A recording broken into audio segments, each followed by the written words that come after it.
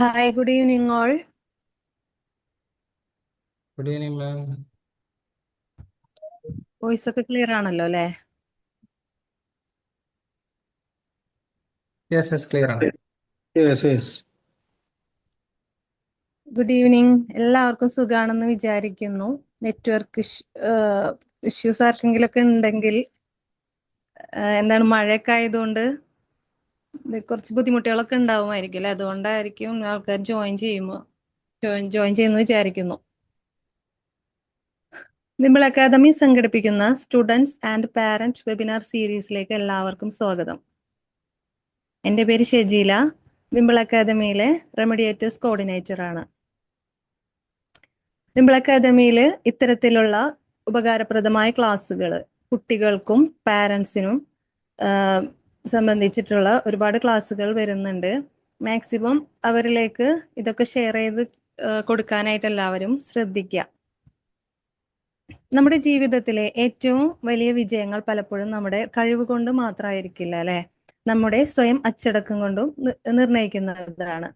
പഠനത്തിലായാലും ജോലിയിലായാലും വ്യക്തിത്വത്തിലായാലും സ്വയം നിയന്ത്രിക്കാനും ശരിയായ തീരുമാനങ്ങൾ എടുക്കാനും പഠിക്കുന്നവരാണ് ദീർഘകാല വിജയം നേടുന്നത്. ഇന്നത്തെ topic power of self discipline, the art of mastering yourself എന്നുള്ളതാണ്. ക്ലാസ് ലീഡ് ചെയ്യുന്നത് സൈക്കോളജിക്കൽ കൗൺസിലറും സോഫ്റ്റ് സ്കിൽ ട്രെയിനറും പബ്ലിക് സ്പീക്കറുമായിട്ടുള്ള അനസ് സാറാണ്. സാറിനെ ഈ ഒരു സെഷനിലേക്ക് സ്വാഗതം ചെയ്യുന്നു. അതുപോലെ തന്നെ ഈ ഒരു ക്ലാസ് അറ്റൻഡ് ചെയ്യാൻ വേണ്ടി ജോയിൻ ചെയ്തിട്ടുള്ള എല്ലാവരെയും സ്നേഹപൂർവ്വം സ്വാഗതം ചെയ്യുന്നു. ക്ലാസ് സ്റ്റാർട്ട് ചെയ്തോളൂ സാർ. ഓക്കെ മാം, ഹോസ്റ്റ് ആക്കണേ. Okay. Hello, good evening everyone. Evening.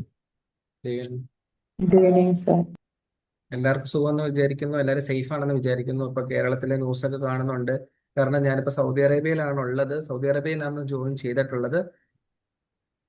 ഇവിടെ ഒരു കമ്പനിയിൽ വർക്ക് ചെയ്യുന്നു. അതോടൊപ്പം തന്നെ സൈക്കോളജി മേഖലകളിലും ട്രെയിനിങ് മേഖലകളിലും ചെറിയ രീതിയിലൊക്കെ വർക്ക് ചെയ്ത് മുന്നോട്ട് പോയിക്കൊണ്ടിരിക്കുന്നു. ഇതിനകത്ത് എൻ്റെ വെബിനാറിലോ എൻ്റെ ഏതെങ്കിലും സെഷനിലോ ആദ്യമായിട്ട് ജോയിൻ ആവുന്ന ആരെങ്കിലും ഉണ്ടോ? കുറച്ചുപേരൊക്കെ ഞാൻ കാണുന്നുണ്ട്. ജോയിൻ ആയിട്ടുള്ളവർ ആരെങ്കിലും ഉണ്ടോ? ഉണ്ടല്ലോ. കെൻസ് അല്ലേ, പിന്നെ ഡാനിയൽ സാർ അല്ലേ? Yeah. ഞാനും ആദ്യമായിട്ട്. ഷന്ന മാഡം ഫസ്റ്റ് ടൈം അല്ലേ? Okay, thank you. എനിവേ, നമ്മുടെ ഇന്നത്തെ ടോപ്പിക് ശ്രദ്ധിച്ചിട്ടുണ്ടായിരിക്കും, സെൽഫ് ഡിസിപ്ലിൻ എന്നുള്ളതാണ്. The power of self discipline.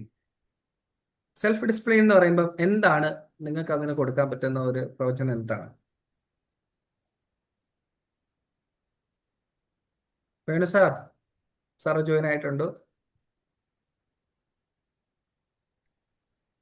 അല്ല, ഞാൻ പറയുന്നതിനേക്കാളും ബാക്കിയുള്ളവർ പറയുന്നതാണെന്ന് വെച്ചാൽ ഞാൻ അവസാനം എൻ്റെ വല്ല കമന്റ്സ് വല്ലതും ഉണ്ടെങ്കിൽ ഞാൻ ഷെയർ ചെയ്യാം. Thank you. Okay, thank you Venu sir. വേറെ ആർക്കെങ്കിലും എന്തെങ്കിലും ഡെഫിനേഷൻ തരാൻ പറ്റുമോ? അല്ലെ, എന്താണ് നമ്മൾ മനസ്സിലാക്കുന്ന സെൽഫ് ഡിസിപ്ലിൻ എന്നുള്ളത്, അതിന്റെ പ്രാധാന്യം എത്രത്തോളമാണ് എന്നുള്ളത് നമ്മൾ എന്തായാലും ഡിസ്കസ് ചെയ്യും. എങ്കിലും ആർക്കെങ്കിലും ചെറിയൊരു ഇത് പറയാൻ താല്പര്യമുണ്ടോ? ഞാൻ പറഞ്ഞോട്ടെ, സർ. പറഞ്ഞോ മാം, ധൈര്യമായിട്ട് പറയാം.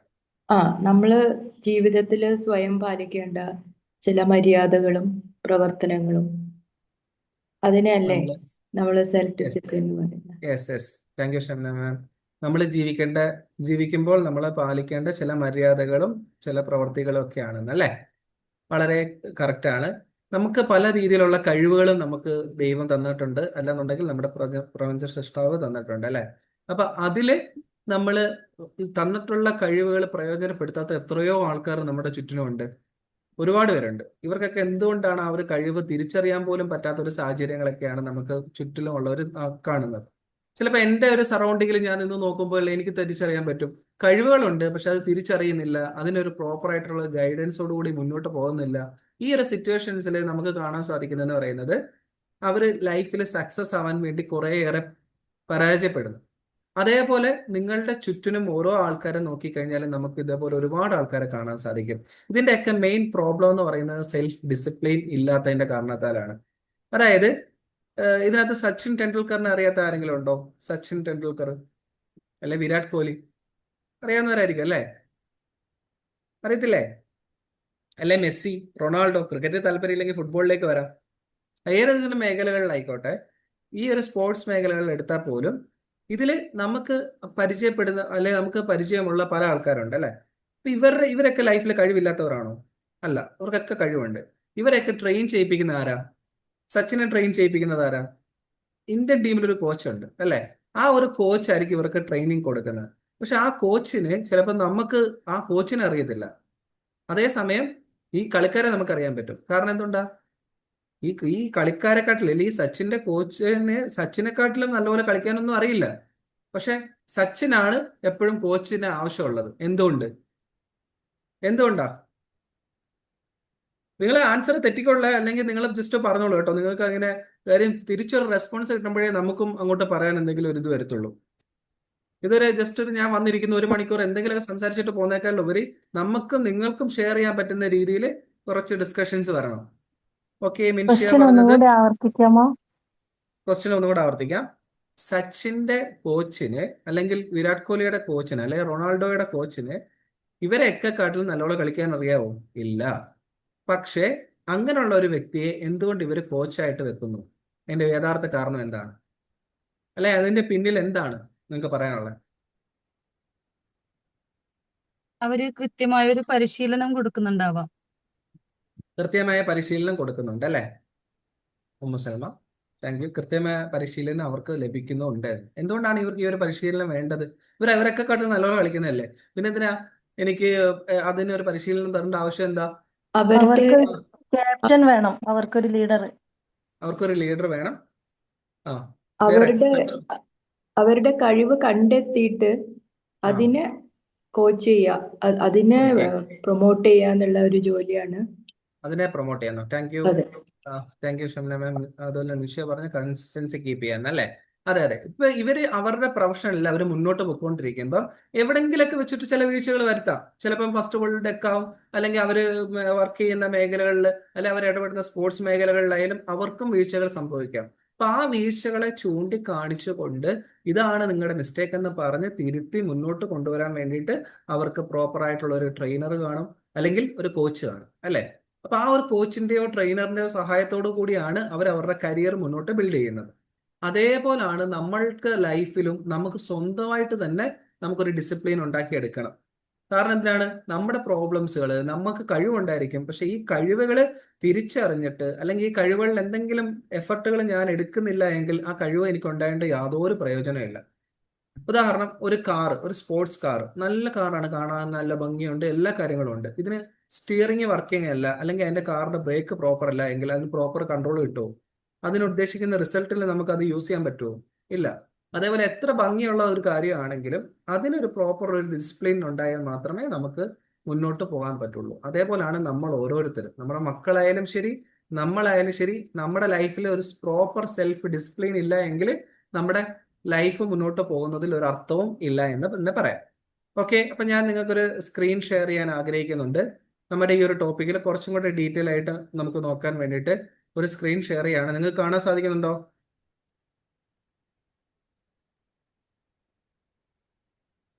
കാണുന്നില്ലേ? Screen Yes. കാണുന്നുണ്ടല്ലോ.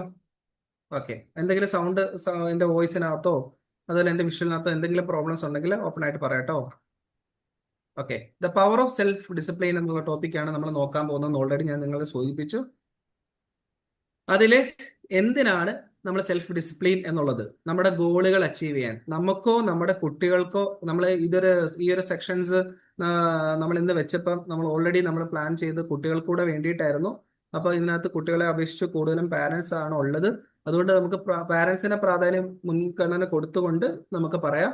അതേപോലെ തന്നെ കുട്ടികൾ ആരെങ്കിലും ഉണ്ടെങ്കിൽ നമുക്ക് നമ്മുടെ ചുറ്റുപാടിനും കുട്ടികളുണ്ടെങ്കിലോ നമുക്ക് കുട്ടികളുണ്ടെങ്കിലോ അല്ലെങ്കിൽ നമ്മൾ വർക്ക് ചെയ്യുന്ന മേഖലകളിൽ കുട്ടികളുമായിട്ട് ഇടപെടുന്ന മേഖലകളിലാണ് വർക്ക് ചെയ്യുന്നെങ്കിലോ നമുക്ക് ഈ ഒരു തീം അവിടെയും നമുക്ക് യൂസ് ചെയ്യാൻ പറ്റും. ഓക്കെ, നമ്മൾ സെൽഫ് ഡിസിപ്ലിൻ ചെയ്യുന്നതിന്റെ പ്രാധാന്യം എത്രത്തോളം ആണെന്ന് നമ്മൾ ഉദാഹരണ സഹിതം നമ്മൾ നോക്കി. ഇനി നെക്സ്റ്റ് നമ്മൾ നോക്കാൻ പോകുന്നത് എന്തിനാണ് ഈ സെൽഫ് ഡിസിപ്ലിൻ എന്നുള്ളതാണ്. നമുക്ക് നമ്മുടെ ഗോളുകൾ കാണും, അല്ലെങ്കിൽ നമ്മുടെ കുട്ടികൾക്ക് ഒരു ഗോളുകൾ കാണും. ഈ ഗോളുകൾ അച്ചീവ് ചെയ്യാൻ വേണ്ടിയിട്ടാണ് നമ്മളൊരു സെൽഫ് ഡിസിപ്ലിൻ, അല്ലെങ്കിൽ നമുക്കൊരു ഗോൾ ഉണ്ട് എങ്കിൽ ആ ഗോൾ അച്ചീവ് ചെയ്യാൻ വേണ്ടി നമുക്ക് സെൽഫ് ഡിസിപ്ലിൻ ഉണ്ടായാൽ മാത്രമേ നമുക്ക് സാധിക്കുകയുള്ളൂ എന്നുള്ള കേസ് നമുക്ക് പ്രോപ്പറായിട്ട് അറിയാം. അതേപോലെ തന്നെ നമ്മുടെ ടൈം മാനേജ്മെന്റ്, നമുക്ക് ടൈം മാനേജ്മെന്റ് പ്രോപ്പറായിട്ട് നമ്മൾ മുന്നോട്ട് കൊണ്ടുപോകും. ഇതൊക്കെ സെൽഫ് ഡിസിപ്ലിൻ്റെ ഒരു ഭാഗമാണ്. നമ്മുടെ ഗോളുകൾ അച്ചീവ് ചെയ്യുക, അതുപോലെ തന്നെ നമ്മുടെ ടൈം മാനേജ്മെന്റ് പ്രോപ്പർ ആക്കുക, പിന്നെ നമ്മുടെ ഇമോഷണലി കൺട്രോൾ ആക്കുക. നമുക്കൊരു പ്രോപ്പർ ആയിട്ടുള്ള ഒരു ടൈം മാനേജ്മെന്റ് ഇല്ല എങ്കിൽ നമ്മുടെ ലൈഫ് മുന്നോട്ട് പോകത്തില്ല. നമ്മൾ വർക്ക് ചെയ്യുന്നവരായിരിക്കും, അതല്ല എങ്കിൽ നമ്മൾ ഏതെങ്കിലും മേഖലകളിൽ പഠിക്കുന്നവരായിക്കോട്ടെ, നമുക്ക് എല്ലാത്തിനും ഒരു പ്രോപ്പർ ടൈം മാനേജ്മെന്റ് വേണം അല്ലേ.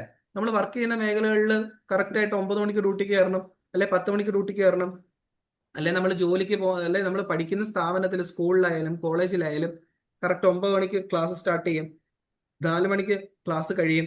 അതിന് ഓരോ ടൈമിലും ഓരോ ടൈം പീരീഡ് വെക്കത്തില്ലേ, ഇത്ര മണിക്ക് ഓരോ ഇന്ന ക്ലാസ്, ഇന്ന സമയത്ത് ഇന്ന സെക്ഷൻസ്. അതേപോലെ തന്നെ നമ്മുടെ ലൈഫിൽ, നമ്മുടെ ജോലിയിൽ, നമ്മുടെ ജീവിതത്തിൽ നമ്മൾ എല്ലാ മേഖലകളിലും ഒരു ടൈം ടേബിൾ പ്രോപ്പറായിട്ട് നമ്മൾ സെറ്റ് ചെയ്തിട്ട് മുന്നോട്ട് പോകണം.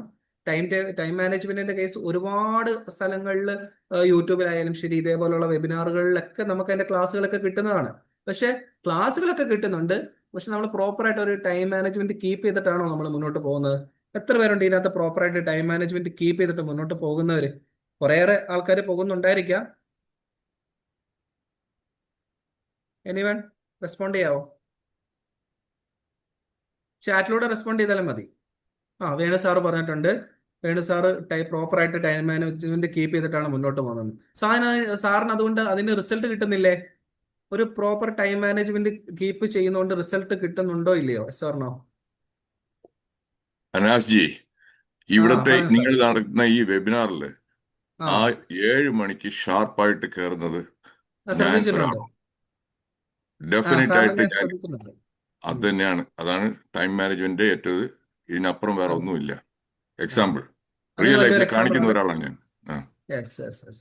നമുക്ക് ഇതേപോലെ തന്നെ വേണു സാറിന്റെ കൂട്ട് തന്നെ പ്രോപ്പർ ഒരു ടൈം മാനേജ്മെന്റ് കീപ്പ് ചെയ്ത് മുന്നോട്ട് പോയി കഴിഞ്ഞാൽ, ഭക്ഷണം കഴിക്കുന്നതിനകത്ത് കൃത്യമായിട്ടുള്ള ഒരു ടൈം മാനേജ്മെന്റ്, ഉറങ്ങുന്നതിനകത്ത് കൃത്യമായിട്ടുള്ള ഒരു ടൈം മാനേജ്മെന്റ്, അതുപോലെ തന്നെ ഓരോ കാര്യങ്ങൾക്കും ചില സാഹചര്യങ്ങളിൽ നമുക്ക് ചില വീഴ്ചകൾ സംഭവിക്കാം, അല്ലെങ്കിൽ അതിനകത്ത് ഒരു മാറ്റം വരുത്തേണ്ടി വരുന്ന സാഹചര്യങ്ങൾ ഉണ്ടായിരിക്കാം. പക്ഷെ എങ്കിലും ഓൾമോസ്റ്റ് നമ്മുടെ ലൈഫ് മുന്നോട്ട് കൊണ്ടുപോകാൻ വേണ്ടി നമ്മൾ ശ്രമിക്കുമ്പോൾ നമ്മൾ ഈ ഒരു പ്രോപ്പർ ടൈം മാനേജ്മെന്റ് കീപ്പ് ചെയ്തിട്ട് മുന്നോട്ട് പോയി കഴിഞ്ഞാൽ ഒരുപാട് പ്രയോജനങ്ങൾ നമുക്കുണ്ടാവും. നമ്മുടെ ലൈഫിൽ, നമ്മുടെ ഫാമിലിയിൽ, അതേപോലെ നമ്മുടെ കരിയറിൽ, ഏതൊരു മേഖലകളിലാണെങ്കിലും നമുക്ക് ആ ഒരു ടൈം മാനേജ്മെന്റ് പക്കയായിരിക്കണം. നമ്മൾ ഇപ്പോഴും പല ഇന്റർവ്യൂ ഉണ്ടെങ്കിൽ പോലോ, വേറെ ഏതെങ്കിലും കൂട്ടുകാർക്കിടയിലോ ഏറ്റവും കൂടുതൽ ഇമ്പോർട്ടൻസ് വരുത്തേണ്ടതെന്ന് പറയുന്നത്, അല്ലെങ്കിൽ മിസ്റ്റേക്ക് വരുത്തുന്നതെന്ന് പറയുന്നത് ടൈം മാനേജ്മെന്റ് ആണ്. നമ്മൾ പറയും ജസ്റ്റ് ഒരു ടൈം, ഒരു 7 മണി എന്ന് പറഞ്ഞൊരു ടൈം പറഞ്ഞു കഴിഞ്ഞാൽ കൃത്യമായിട്ട് 7 മണിക്ക് അവിടെ ചെല്ലാത്ത ആൾക്കാരാണ്. അത് ഫ്രണ്ട്സിന്റെ ഇടയിലായാലും ഫാമിലീസിന്റെ ഇടയിലായാലും വേറെ ഏതെങ്കിലും മേഖലകളിലായാലും നമ്മൾ വിചാരിക്കും അതെന്റെ അനിയനല്ലേ, അല്ലെ അതെന്റെ ഫ്രണ്ട്സ് അല്ലേ, ഇച്ചിരി ലേറ്റ് ആയാലും കുഴപ്പമില്ല. പക്ഷെ അങ്ങനല്ല. നമ്മുടെ ഇന്നത്തെ ഈ ഒരു കാലഘട്ടത്തിൽ ഏറ്റവും കൂടുതൽ ഇമ്പോർട്ടൻസ് ഉള്ളത് ഏതാ? മറ്റുള്ളവരുടെ സമയമല്ലേ? സമയം ആണ് ഏറ്റവും കൂടുതൽ ഇമ്പോർട്ടൻ്റ് ഉള്ളത്. ആ ഒരു സമയത്തിന്റെ പ്രാധാന്യം നമുക്കൊരു മിനിറ്റോ 5 മിനിറ്റോ 10 മിനിറ്റോ നമുക്ക് വാല്യൂ അല്ലായിരിക്കാം. പക്ഷെ മറ്റുള്ളവരുടെ സമയം എന്ന് പറയുന്നത് അവരുടെ ആ ഒരു സമയത്ത് നിന്ന് 1 മിനിറ്റ് പോലും നമ്മൾ കാരണം അനാവശ്യമായിട്ട് കളയാൻ പാടില്ല. ആ കളയുന്നത് അവർക്ക് എത്ര രൂപ അവരുടെ കയ്യിൽ നിന്ന് നമ്മൾ എടുക്കുന്നതിനെക്കാട്ടിലും വലിയ പാപമാണ് നമ്മൾ ഒരാളുടെ സമയം അപഹരിക്കുക എന്ന് പറയുന്ന സംഭവം. അതുകൊണ്ട് സമയത്തിന്റെ പ്രാധാന്യം നമ്മൾ മനസ്സിലാക്കുക. അത് മനസ്സിലാക്കിയവരാണ്. പക്ഷെ എങ്കിൽ പോലും ഇന്ന് ഒരു 5 മിനിറ്റ് പോലും ആവശ്യമില്ല ഒരു രാജ്യം മുഴുവനും നശിച്ചു പോകാൻ വേണ്ടിയിട്ട് പോലും. അപ്പൊ അത്രത്തോളം പ്രാധാന്യം ഉണ്ട് സമയത്തിന് എന്നുള്ള കാര്യം മനസ്സിലാക്കുക. ഒരു പ്രോപ്പർ സമയം നമ്മൾ കീപ്പ് ചെയ്ത് എല്ലാ കാര്യങ്ങൾക്കും മുൻഗണന കൊടുത്ത് പോയി കഴിഞ്ഞാൽ നമുക്ക് ലൈഫിൽ സക്സസ് ആവാൻ പറ്റും. പിന്നാണ് ഇമോഷണൽ കൺട്രോൾ. നെക്സ്റ്റ് എന്ന് പറയുന്നത് ഇമോഷണൽ കൺട്രോൾ. ഇന്ന് നമ്മുടെ ഈ ന്യൂ ജനറേഷൻ കാലഘട്ടത്തിൽ ഏറ്റവും കൂടുതൽ കുട്ടികൾ നേരിടുന്ന ഒരു പ്രശ്നമാണ് ഇമോഷണലി വീക്ക് ആകുക എന്നുള്ളത്, അല്ലെ? ന്യൂസിനകത്തൊക്കെ കാണുന്നില്ലേ, മൊബൈൽ ഫോൺ കൊടുക്കാത്തതിന് ഇത്ര 15 വയസ്സുള്ള പെൺകുട്ടി ആത്മഹത്യ ചെയ്തു, അല്ലെങ്കിൽ ഇന്ന സംഭവം ചെയ്തു. നമ്മൾ ഈ ന്യൂസിനകത്ത് കാണുന്ന സൂയിസൈഡ് ചെയ്തതിന് ശേഷം അല്ലെങ്കിൽ ഏതെങ്കിലും രീതിയിലുള്ള വലിയ വാർത്തകൾ മാത്രമേ നമ്മൾ കാണുന്നുള്ളൂ. ഇന്ന് നമ്മുടെ നാട്ടിലെ പല സ്ഥലത്തും ഇതേപോലെ ന്യൂസുകൾ കാണുന്നുണ്ട്. അതിനകത്ത് വലിയ ബുദ്ധിമുട്ടുകൾ പാരൻസ് നേരിടുന്നുണ്ട്. പല പ്രോബ്ലംസുകളും അക്കാദമിക്കലി ഇടപെടുന്നുണ്ട്, പ്രശ്നങ്ങൾ വരുന്നുണ്ട്. ഇതൊക്കെ നമ്മൾ അറിയുന്നത് വളരെ കുറച്ച് മാത്രമായിരിക്കും. കാരണം ഇതേപോലെ ജസ്റ്റ് ഒരു കുട്ടി മരിച്ചു കഴിഞ്ഞാലായിരിക്കും അത് ന്യൂസ് ആയിട്ട് അറിയുന്നത്. പക്ഷെ ആ ഒരു സ്റ്റേജിലേക്ക് വരുന്ന എത്രത്തോളം ന്യൂസുകൾ നമുക്ക് ചുറ്റും കാണും, നമ്മളത് അറിയാതെ പോകുന്നുണ്ട്. ഇതിന്റെ റീസൺ എന്താ? ഇമോഷണലി അവർക്ക് കൺട്രോൾ ഇല്ലാത്തത് കൊണ്ടാണ്. അവർക്കൊരു പ്രോബ്ലത്തെ ഫേസ് ചെയ്യാനുള്ള ഇതില്ല. എന്തെങ്കിലും ഒരു ബുദ്ധിമുട്ട് അവർക്ക് ലൈഫിലായിട്ട് വന്നു കഴിഞ്ഞാൽ സ്പോർട്സ് അവർ ഡിസിഷൻ എടുക്കുക. ആ എടുക്കുന്ന ഡിസിഷൻ ഇന്ന് കുട്ടികളിൽ മാത്രമല്ല നമ്മളെപ്പോലുള്ള വലിയവരിലുണ്ട്. അതുകൊണ്ടാണ് ഒരുപാട് പ്രശ്നങ്ങൾ ലൈഫിൽ ഉണ്ടാകുന്നത്. വിവാഹമോചന കേസുകൾ കൂടുന്നുണ്ട്, അതുപോലെ തന്നെ സൂയിസൈഡ് അറ്റംപ്റ്റുകൾ കൂടുന്നുണ്ട്, അതേപോലെ പല പല പ്രോബ്ലംസുകൾ, ആ ഒരു ദേഷ്യത്തിന്റെ പുറത്ത് നേരിടുന്ന പല പല പ്രോബ്ലംസുകൾ ഇന്ന് നമുക്ക് ചുറ്റിനും അറിയാം.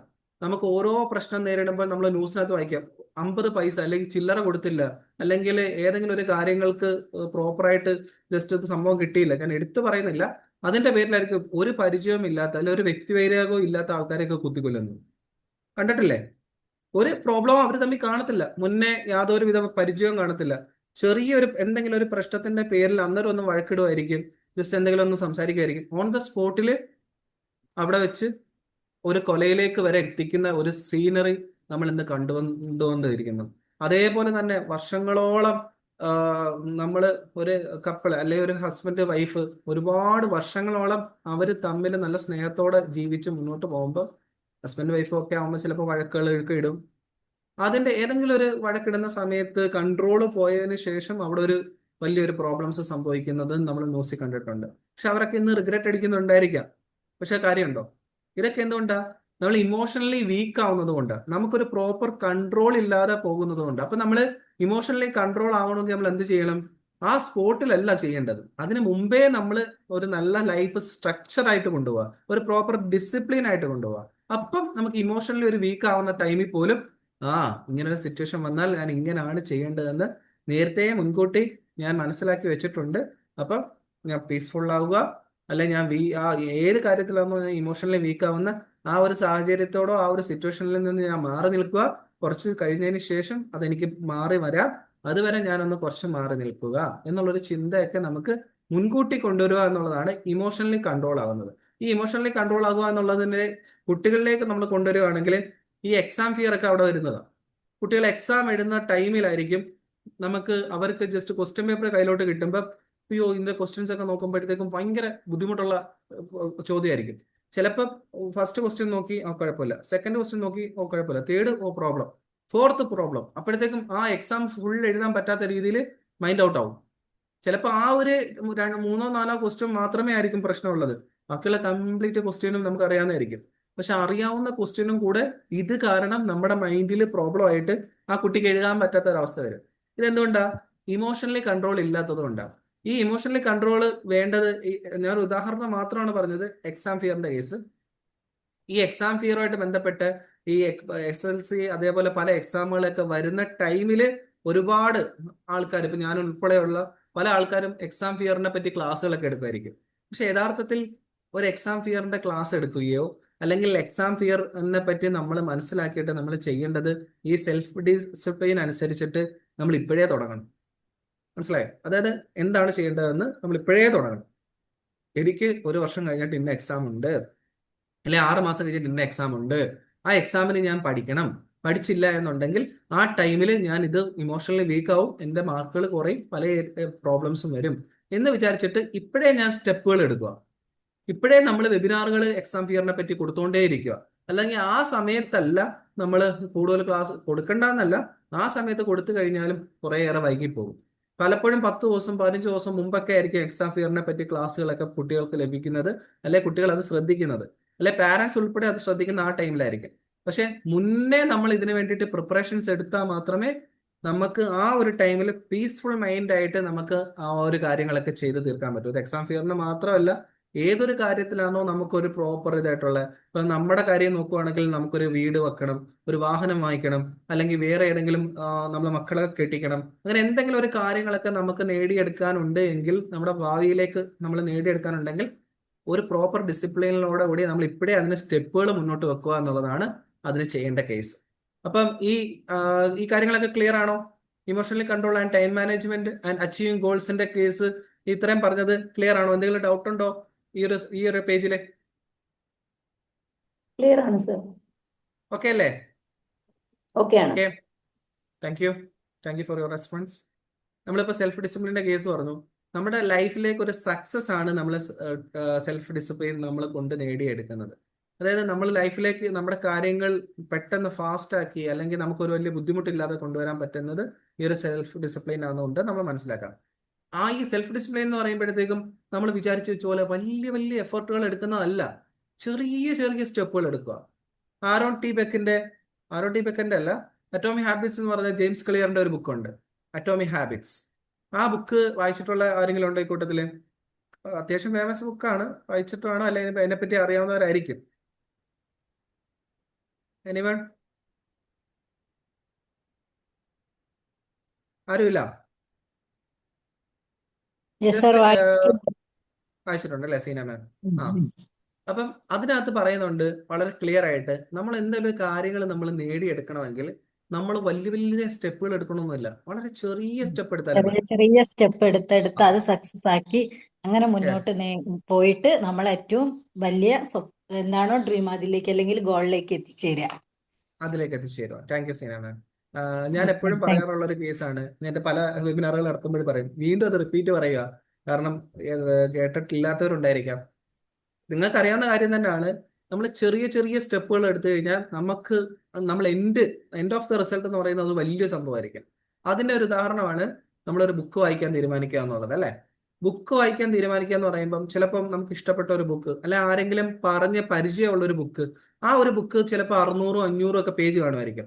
ഈ 600 പേജുള്ള ഒരു ടെക്സ്റ്റ് ബുക്ക് അല്ലെങ്കിൽ നമുക്ക് വായിക്കാൻ ആഗ്രഹിക്കുന്ന ഒരു ബുക്ക് നമ്മൾ ജസ്റ്റ് ഒന്ന് ഓപ്പൺ ആയിട്ട് തുറന്നു നോക്കാം. നമ്മൾ 600 പേജ് ഞാൻ ഒരൊറ്റ ദിവസം കൊണ്ട് 50 പേജ് വെച്ചിട്ട് ഇത്ര ദിവസം കൊണ്ട് തീർക്കും എന്നൊക്കെ പ്ലാനിങ് ഒക്കെ ചെയ്ത് വലിയ സംഭവമൊക്കെ ആക്കിയിട്ട് നമ്മൾ എന്ത് ചെയ്യും? നേരെ അതിനുവേണ്ടി നോക്കും. ഫസ്റ്റ് ദിവസം നമ്മളത് നോക്കുന്നു, ജസ്റ്റ് ആ പുസ്തകമൊക്കെ വായിച്ചു നോക്കി കഴിഞ്ഞാൽ ഓക്കെ 50 പേജായി. സെക്കൻഡ് ദിവസം ഒരു 40 പേജ് വായിക്കാൻ പറ്റുള്ളൂ, കുഴപ്പമില്ല, അടുത്ത ദിവസം 60 പേജ് വായിക്കാം. നെക്സ്റ്റ് ഡേ നോക്കുന്നു, പറ്റിയില്ല, 20 പേജായി. അടുത്ത ദിവസം അന്നത്തെ ദിവസം എന്തെങ്കിലും ബിസി ഉണ്ട്, നമ്മൾ ഒന്നും വായിക്കാൻ പറ്റിയില്ല. തൊട്ടടുത്ത ദിവസം നമുക്ക് നോക്കാൻ പറ്റിയില്ല. പിന്നെ നമ്മൾ എന്ത് ചെയ്യും? അത് അവിടെ ഇടും. പിന്നെ അതിന്റെ പുറയിൽ നമ്മൾ പോകത്തില്ല. കാരണം എന്താ? വലിയ ടാസ്ക് ആയിട്ടായിരിക്കും നമുക്കത് നോക്കി. എന്തുകൊണ്ടാണ് നമുക്ക് ഈ ഒരു സ്റ്റെപ്പിലേക്ക് മുന്നോട്ട് പോകാൻ പറ്റാഞ്ഞ? എന്തുകൊണ്ടാണ്? കൺസിസ്റ്റൻസി ഇല്ല. പിന്നെ അതേപോലെ തന്നെ കൺസിസ്റ്റൻസി കീപ്പ് ചെയ്യാൻ പറ്റാത്ത എന്തുകൊണ്ടാ? പറഞ്ഞോ ജിഷ മാം. Time management. ആദ്യമേ തന്നെ എല്ലാം കൂടുതൽ വായിച്ചു തീർക്കണം എന്നുള്ളൊരു ഇത്. ഓക്കെ, ആദ്യമേ തന്നെ കൂടുതൽ വായിച്ച് തീർക്കണം അല്ലേ? Thank you Shamna ma'am and thank you Jisha ma'am. ആദ്യമേ തന്നെ നമ്മളൊരു വലിയ ഗോളാ വെച്ചത്, അല്ല വലിയ ഒരു സ്റ്റെപ്പാ വെച്ചത്. അതായത് ഒരു ദിവസം 50 പേജ് എന്നുള്ളത്. നമുക്ക് ധൃതി വെക്കണ്ട. നമുക്കിപ്പോ അങ്ങനെ നമ്മളൊരു പ്ലാൻ ചെയ്തിട്ടുള്ള ഒരു കേസ്, പക്ഷെ നമ്മൾ എടുത്തപ്പം എന്താണ് ചെയ്തത്? 50 പേജ് ഒരു ദിവസം കൊണ്ട് വായിച്ചു, സെക്കൻഡ് ഡേ വായിച്ചു. പക്ഷെ നമ്മൾ എന്തായിരുന്നു പ്ലാൻ? 600 പേജുള്ള ഒരു ബുക്ക് വായിക്കാൻ നമ്മൾ 50 പേജ് വെച്ച് വായിക്കുമെന്ന് എത്ര ദിവസം കൊടുക്കും? 12 ദിവസം അല്ലേ? അപ്പൊ ഈ 12 ദിവസം കൊണ്ട് ഈ ബുക്ക് തീർക്കണം എന്നുള്ള ഒരു പ്ലാൻ ചെയ്തിട്ട് നമ്മൾ തുടങ്ങി. അത് പക്ഷെ ഇപ്പൊ 2 മാസം കഴിഞ്ഞ്, 3 മാസം കഴിഞ്ഞ്, 4 മാസം കഴിഞ്ഞ്, 5 മാസം കഴിഞ്ഞ്, ഇപ്പോഴും അതേപോലെ ഈ ബുക്കുകൾ അവിടെ ഇരിക്കുമല്ലേ? പലരുടെയും ബുക്കുകൾ ഇപ്പോഴും അതേപോലെ അവിടെ ഇരിക്കുക. എന്താ അതിന് കാരണം? അവരെടുത്ത സ്റ്റെപ്പ് വലുതായിരുന്നു. നമ്മൾ എപ്പോഴും ആ സ്റ്റെപ്പുകൾ ചെറുതാക്കി എടുക്കുക. അതായത് 2 പേജ് മതി, അല്ലെങ്കിൽ ഒരു 5 പേജ് മതി, അങ്ങേറ്റം പോയിട്ട് ഒരു 10 പേജ് മതി. അങ്ങനെയാണെങ്കിൽ 60 ദിവസം കൊണ്ട് തീർക്കാം. 60 ദിവസം ടൈം ഇട്ടോ, നമുക്ക് 12 ദിവസം വേണ്ട, 60 ദിവസം സമയം ഇട്ടോ. അപ്പൊ ആ 60 ദിവസം കൊണ്ട് നമുക്ക് ആ ഒരു ടെക്സ്റ്റ് ബുക്ക് വായിക്കാൻ പറ്റും. ഇനി അതല്ല 5 പേജ് ആണെങ്കിൽ 120 ദിവസം, 3 മാസം എടുത്തോട്ടെ, നോ പ്രോബ്ലം. അപ്പൊ ആ ഒരു ടൈം കൊണ്ട് നമുക്കത് തീർക്കാൻ പറ്റും. നമ്മൾ പോലും അറിയാതെ നമ്മൾ ആ ഒരു ഗോളിലേക്ക് എത്തിച്ചേരും. അതുകൊണ്ട് നമ്മൾ ചെറിയ സ്റ്റെപ്പുകൾ എടുക്കുക എന്നുള്ളതാണ് നമുക്ക് ചെയ്യാൻ പറ്റുന്ന ഏറ്റവും ഡിസിപ്ലിൻ ആയിട്ടുള്ള ഒരു കേസ്. നമുക്ക് പറ്റുന്നത് ചെയ്യുക എന്നുള്ളതാണ്. വലിയ വലിയ കാര്യത്തിലേക്ക് പോകാതെ ചെറിയ ചെറിയ സ്റ്റെപ്പുകൾ എടുത്തിട്ട് നമ്മൾ നമ്മുടെ ഗോളുകൾ അച്ചീവ് ചെയ്യാൻ വേണ്ടിയിട്ട് ശ്രമിക്കുക എന്നുള്ളതാണ് അതിലൂടെ സൂചിപ്പിക്കുന്നത്. ഇനി നെക്സ്റ്റ് നമ്മൾ നോക്കാൻ പോകുന്നത് നമ്മുടെ ഗോളുകളോ നമ്മുടെ ഡിസിപ്ലിനെയോ ഏറ്റവും കൂടുതൽ ബാധിക്കുന്ന കുറേ കാര്യങ്ങളുണ്ട്. അതിനകത്ത് പ്രധാനപ്പെട്ട കാര്യങ്ങളാണ് ഈ പറഞ്ഞ പോലെ റിമൂവ് റിസ്ട്രാക്ഷൻസ്. നമുക്ക് എന്തൊക്കെ കാര്യങ്ങളാണോ നമ്മുടെ കാര്യങ്ങൾ, നമ്മുടെ ഫോക്കസിനെ അല്ലെങ്കിൽ നമ്മുടെ ബാക്കിയുള്ള നമ്മുടെ ഡിസിപ്ലിനെ നമുക്ക് തടസ്സമായിട്ട് വരുന്ന ആ കാര്യങ്ങളെയൊക്കെ നമ്മൾ മാറ്റി നിർത്തുക എന്നുള്ളതാണ്. അത് ഇന്നത്തെ ഒരു കേസിൽ എന്തൊക്കെയായിരിക്കും എന്നൊന്ന് ജസ്റ്റ് പറയാമോ? നമുക്കൊരു ഗോൾ ഉണ്ട്, അല്ലെങ്കിൽ നമ്മുടെ ലൈഫിൽ എന്തെങ്കിലും ഒരു തീരുമാനങ്ങളുണ്ട്, അല്ലെങ്കിൽ നമുക്ക് ഏതെങ്കിലും ഒരു കാര്യങ്ങൾക്ക് നമ്മൾ മുൻപന്തിയിലെടുത്ത് മുന്നോട്ട് പോകുമ്പോൾ അതിൽ നമ്മളെ തടസ്സം സൃഷ്ടിക്കുന്ന എന്തൊക്കെ കാര്യങ്ങളുണ്ട്? നിങ്ങൾ കേട്ടോണ്ടിരിക്കാൻ കുറച്ച് റെസ്പോൺസ് ചെയ്തോളൂ കേട്ടോ. മെയിൻ ആയിട്ട് ഫോൺ തന്നെയാണ്. ഫോണ്. അതിനേക്കാൾ ഉപരി നമ്മളെ മനസ്സിൽ നമുക്ക് തോന്നും, എനിക്കിത് പറ്റുമോ, എനിക്കത് പൂർത്തിയാക്കാൻ പറ്റുമോ, അങ്ങനെയുള്ള ഒരു ചിന്ത നമ്മളെ പിന്നോട്ട് വലിക്കും ചിലരെങ്കിലും. ലാക്ക് ഓഫ് കോൺഫിഡൻസ് അല്ലേ? യെസ്. Social okay. മീഡിയ അതുപോലെ തന്നെ സോഷ്യൽ മീഡിയ സ്ക്രോളിംഗ് ആണ് മെയിൻ ഒരു കാര്യം. നമ്മളിപ്പോ ഒരു റീല് കാണാൻ വേണ്ടിയിട്ട് എല്ലാവർക്കും കയറണേ, പക്ഷെ നമ്മള് ഇങ്ങനെ സോഷ്യൽ മീഡിയ ഇത് ആ ഒരു പറഞ്ഞോ. സോഷ്യൽ മീഡിയ ഇൻഫ്ലുവൻസ് ഭയങ്കരമാണ്. ഒരു റീലിൽ നമ്മൾ ഒരിക്കലും നിർത്തില്ല. സ്ക്രോൾ ചെയ്ത് ഇങ്ങനെ പൊക്കോണ്ട് ആ ഒരു ടൈം പോണ നമുക്ക് ഒട്ടും അറിയാൻ പറ്റില്ല. നമ്മൾ വിചാരിക്കും ജസ്റ്റ് 30 സെക്കൻഡ്സ് ഉണ്ടെന്നുള്ളത്. അങ്ങനെ ഒരു 5 റീൽസ് ആവുമ്പോ എത്ര ടൈം ആവും? അതാണ് മെയിൻ പ്രശ്നം പറയണേ. യെസ്, നമ്മൾ പോലും അറിയാതെ ഇപ്പൊ ഈ മാഡം സൂചിപ്പിച്ച പോലെ സോഷ്യൽ മീഡിയയുടെ കേസ് ഞാൻ പറയാം. അതിനു മുമ്പ് ബാക്കിയുള്ളവരുടെ ഇനി പറഞ്ഞു വേറെ ഏതെങ്കിലും കാര്യങ്ങള് ഇപ്പൊ ഇതിനകത്ത് പറഞ്ഞു. നമുക്കൊരു സെൽഫ് കോൺഫിഡന്റ് ഇല്ലാത്ത കേസ് പറഞ്ഞു. അതുപോലെ തന്നെ ഫോണിന്റെ കേസ് പറഞ്ഞു. ഫോണിനകത്ത് തന്നെ സോഷ്യൽ മീഡിയയുടെ കേസ് ജിഷ മാം പറഞ്ഞു. ജിഷ മാം അല്ല, സഹല മാം പറഞ്ഞു. അതേപോലെ ഇനി എന്തെങ്കിലും കാര്യങ്ങള് വേറെ എന്തൊക്കെയായിരിക്കും? നമ്മളൊരു ഡേ ഇപ്പൊ നമ്മൾ തീരുമാനിക്കും ഇങ്ങനെയൊക്കെ വേണം എന്നുള്ളൊരു പ്ലാൻ, നമുക്കൊരു പ്രീ പ്ലാനിങ് ഇല്ലാത്തത് മെയിൻലി നമുക്കതൊരു നമ്മുടെ ഡിസിപ്ലിൻ കളയുന്ന ഒരു പ്രോപ്പർ കാര്യമാണ്. പ്ലാനിങ് ഇല്ലാത്തത്. പ്ലാനിങ് ഇല്ലാത്തത് വരും. എങ്കിലും നമ്മളെ ഒരു കാര്യങ്ങൾക്ക് നമുക്ക് ഡിസ്ട്രാക്ഷൻസ് ചെയ്യുന്ന കാര്യങ്ങൾ എന്തൊക്കെയായിരിക്കും? Phone, social media, okay, phone, പിന്നെ നമ്മുടെ കോൺഫിഡന്റ് ഇല്ലാത്തത്, പിന്നെ വേറെ എന്തൊക്കെ? Lack of time management. Time management. പിന്നെ ടെൻഷൻ അല്ലേ? അതേപോലെ ഇമോഷൻസ്. ഏറ്റവും ഇമോഷൻസ്, പിന്നെ നമ്മളെ ഹെൽത്തും വെൽബീയിങ്ങും, അതും ഏറ്റവും വലിയ ഒരു നമ്മുടെ കാര്യമാണ്. ഹെൽത്ത്, അതും ഒരു വെറൈറ്റി ആൻസർ ആണ്. നമ്മുടെ ഹെൽത്ത്, പിന്നെ ടൈം. മിനിഷ്യ പറഞ്ഞു സ്ട്രെസ്, പിന്നെ നമ്മുടെ ഹെൽത്തിൽ നമുക്ക് പ്രോപ്പർ അല്ല എന്നുണ്ടെങ്കിൽ അതിന് വരുന്നത് ഓക്കെ, നമുക്കൊന്നും ചെയ്യാൻ പറ്റില്ല. ഈ പറയുന്ന കാര്യങ്ങളൊന്നും ഒന്നും ചെയ്യാൻ പറ്റില്ല. താങ്ക് യു ഷംന മാം. വേറെ? ഓക്കെ, ഒരു പിന്നെ നമ്മുടെ എല്ലാ പിന്നെ നമുക്ക് ഇപ്പൊ നമ്മളൊരു കാര്യം ചെയ്യുന്നുണ്ടെങ്കിൽ ആ കാര്യത്തിനെ പറ്റിയിട്ട് നമുക്കൊരു ഇപ്പൊ നല്ല കോൺഫിഡൻസ് ഉണ്ടാവണമെങ്കിൽ അതിനെ പറ്റി ഒരു നല്ല നോളജ് ഉണ്ടായിരിക്കണം. എപ്പോഴും ആ കാര്യത്തിനെ പറ്റി അപ്ഡേറ്റഡ് ആയിക്കൊണ്ടിരിക്കണം, നോളജ് കളക്ട് ചെയ്തുകൊണ്ടിരിക്കണം. നോളജ്. ഡിസ്ട്രാക്ഷൻസിനകത്ത് നമുക്ക് നമ്മുടെ ലാക്ക് ഓഫ് നോളജ് വരും. അതില്ലെങ്കിൽ അത് കോൺഫിഡൻസിൽ വരും സാറേ. Lack of confidence. Okay, over കോൺഫിഡൻസിൽ വരും. ഓക്കെ, ഇത് കൂടാതെ ഒരു കാര്യം കൂടെ ഉണ്ട്. വ്യക്തികള് അല്ലെ മനുഷ്യര് അല്ലെ പേഴ്സൺസ് അല്ലേ? അതെ. അല്ലേ? ചില വ്യക്തികളും നമ്മളെ ഡിസ്ട്രാക്ഷൻസ് ചെയ്തില്ലേ? അല്ലേ? നമ്മൾ ഏതെങ്കിലും ഒരു കാര്യങ്ങൾക്ക് മുന്നോട്ട് നമ്മൾ ലൈഫിൽ സക്സസ് ആയിട്ട് മുന്നോട്ട് പോകാൻ നോക്കുമ്പം അതിൽ ചില വ്യക്തികളും വന്നു തടസ്സം നിൽക്കും. ചിലപ്പോൾ നമ്മുടെ ഭാര്യയാകാം, നമ്മുടെ ഭർത്താവാകാം, നമ്മുടെ മക്കളാകാം, നമ്മുടെ മാതാപിതാക്കളാകാം, നമ്മുടെ ഫ്രണ്ട്സ് ആകാം, നമ്മുടെ നെയ്ബേഴ്സ് ആകാം, കൊളീഗ്സ് ആകാം, പലരും ആകാം. അല്ലേ? പല കാര്യങ്ങൾക്കും ഈ പറഞ്ഞ പോലെ വ്യക്തികളും നമ്മുടെ ലൈഫ് സക്സസിനെ മുന്നോട്ട് കൊണ്ടുപോകുന്നതിൽ തടസ്സം നിൽക്കുന്ന ആൾക്കാരും കാണും. അല്ലേ? ഇപ്പം എപ്പോഴും നമ്മൾ എല്ലായിടത്തും കേൾക്കുന്നതാണ് നമ്മുടെ ഫോക്കസിനെ കൺട്രോൾ ചെയ്യുന്നത് ഈ പറഞ്ഞ പോലെ ഫോണാണ്. അപ്പൊ ഫോണിന്റെ കാര്യങ്ങളൊക്കെ കുറേയേറെ അറിയാം. ഫോണിനകത്ത് തന്നെ കുറെ പറയാനുണ്ട്. ഇപ്പം സഹല മാം സൂചിപ്പിച്ച പോലെ തന്നെ ഫോണിന്റെ കേസ് വരുവാണെന്നുണ്ടെങ്കിൽ അതിനകത്ത് ഒരുപാട് കേസുണ്ട്. ഫോണിന്റെ കേസ് വരുവാണെന്നുണ്ടെങ്കിൽ പല കാര്യങ്ങളും ഇപ്പം ജസ്റ്റ് നമ്മളൊരു കാര്യങ്ങൾ വർക്ക് ചെയ്തുകൊണ്ടിരിക്കുന്നതിന്റെ ടൈമിൽ പോലും നമ്മൾ ജസ്റ്റ് ഒരു നോട്ടിഫിക്കേഷൻ വന്നല്ലോ നോക്കാന്ന് പറഞ്ഞിട്ട് ജസ്റ്റ് ഒന്ന് നോക്കുമ്പോൾ അത് പിന്നെ നേരെ പോകുന്നത് 1-2 മണിക്കൂർ കഴിഞ്ഞിട്ടായിരിക്കും. നമ്മുടെ ടൈം, സത്യം പറഞ്ഞ ടൈമിന് ഇത്രയും ഫാസ്റ്റ് ആയിട്ട് കൊല്ലുന്ന ഒരു സാധനം ഇല്ല. പിന്നെ അത് കൂടുതൽ എടുത്തു പറയേണ്ട ആവശ്യമില്ല. നിങ്ങളിൽ തന്നെ എല്ലാവർക്കും അറിയാവുന്ന കാര്യമാണ് ഈ പറഞ്ഞ പോലെ ഈ മൊബൈൽ ഫോണിന്റെ അഡിക്ഷൻസ്, അതിന്റെ പ്രോബ്ലംസ്. ഇപ്പൊ എവിടെ നോക്കിയാലും അതിന്റെ വെബിനാറുകൾ, ഓഫ്ലൈൻ സെഷൻസ്, യൂട്യൂബിലെ വീഡിയോസ് ഒക്കെ നമുക്ക് കിട്ടും. അല്ലെ? പിന്നെ നമുക്ക് ജെമിനി, ചാറ്റ് ജിപിടിയിലെല്ലാം നമുക്ക് അതിന്റെ കാര്യങ്ങളൊക്കെ കിട്ടും, അതെങ്ങനെ റെഡ്യൂസ് ചെയ്യാവുന്നതൊക്കെ. പക്ഷെ ഇന്നും അതിന് സാധിക്കുന്നില്ല എന്നുള്ളതാണ്. പറഞ്ഞു നജീമ എന്തോ സൂചിപ്പിച്ചായിരുന്നോ? വ്യക്തികളാണ് എനിക്ക് കൂടുതലായിട്ട് തോന്നിയില്ല. ഞാനത് പറഞ്ഞില്ല എന്നേ ഉള്ളൂ. ആ കാരണം നമുക്ക് ഉണ്ടെങ്കിലും കൂടുതലും നമ്മളെ ചുറ്റിലുള്ളവര് നമ്മളിങ്ങനെ ബാക്കിലോട്ട് വലിക്കുമ്പോൾ നമുക്ക് എന്ത് ആഗ്രഹം അത് നിറവേറ്റാൻ പറ്റാത്തൊരവസ്ഥ വരും. യെസ്, നമ്മുടെ ആഗ്രഹങ്ങളെ നമുക്ക് നിറവേറ്റാൻ പറ്റാത്ത, അതാ ഞാൻ നേരത്തെ സൂചിപ്പിച്ചു. ചിലപ്പോൾ അത് നമുക്ക് ഏറ്റവും വേണ്ടപ്പെട്ടവരായിരിക്കും.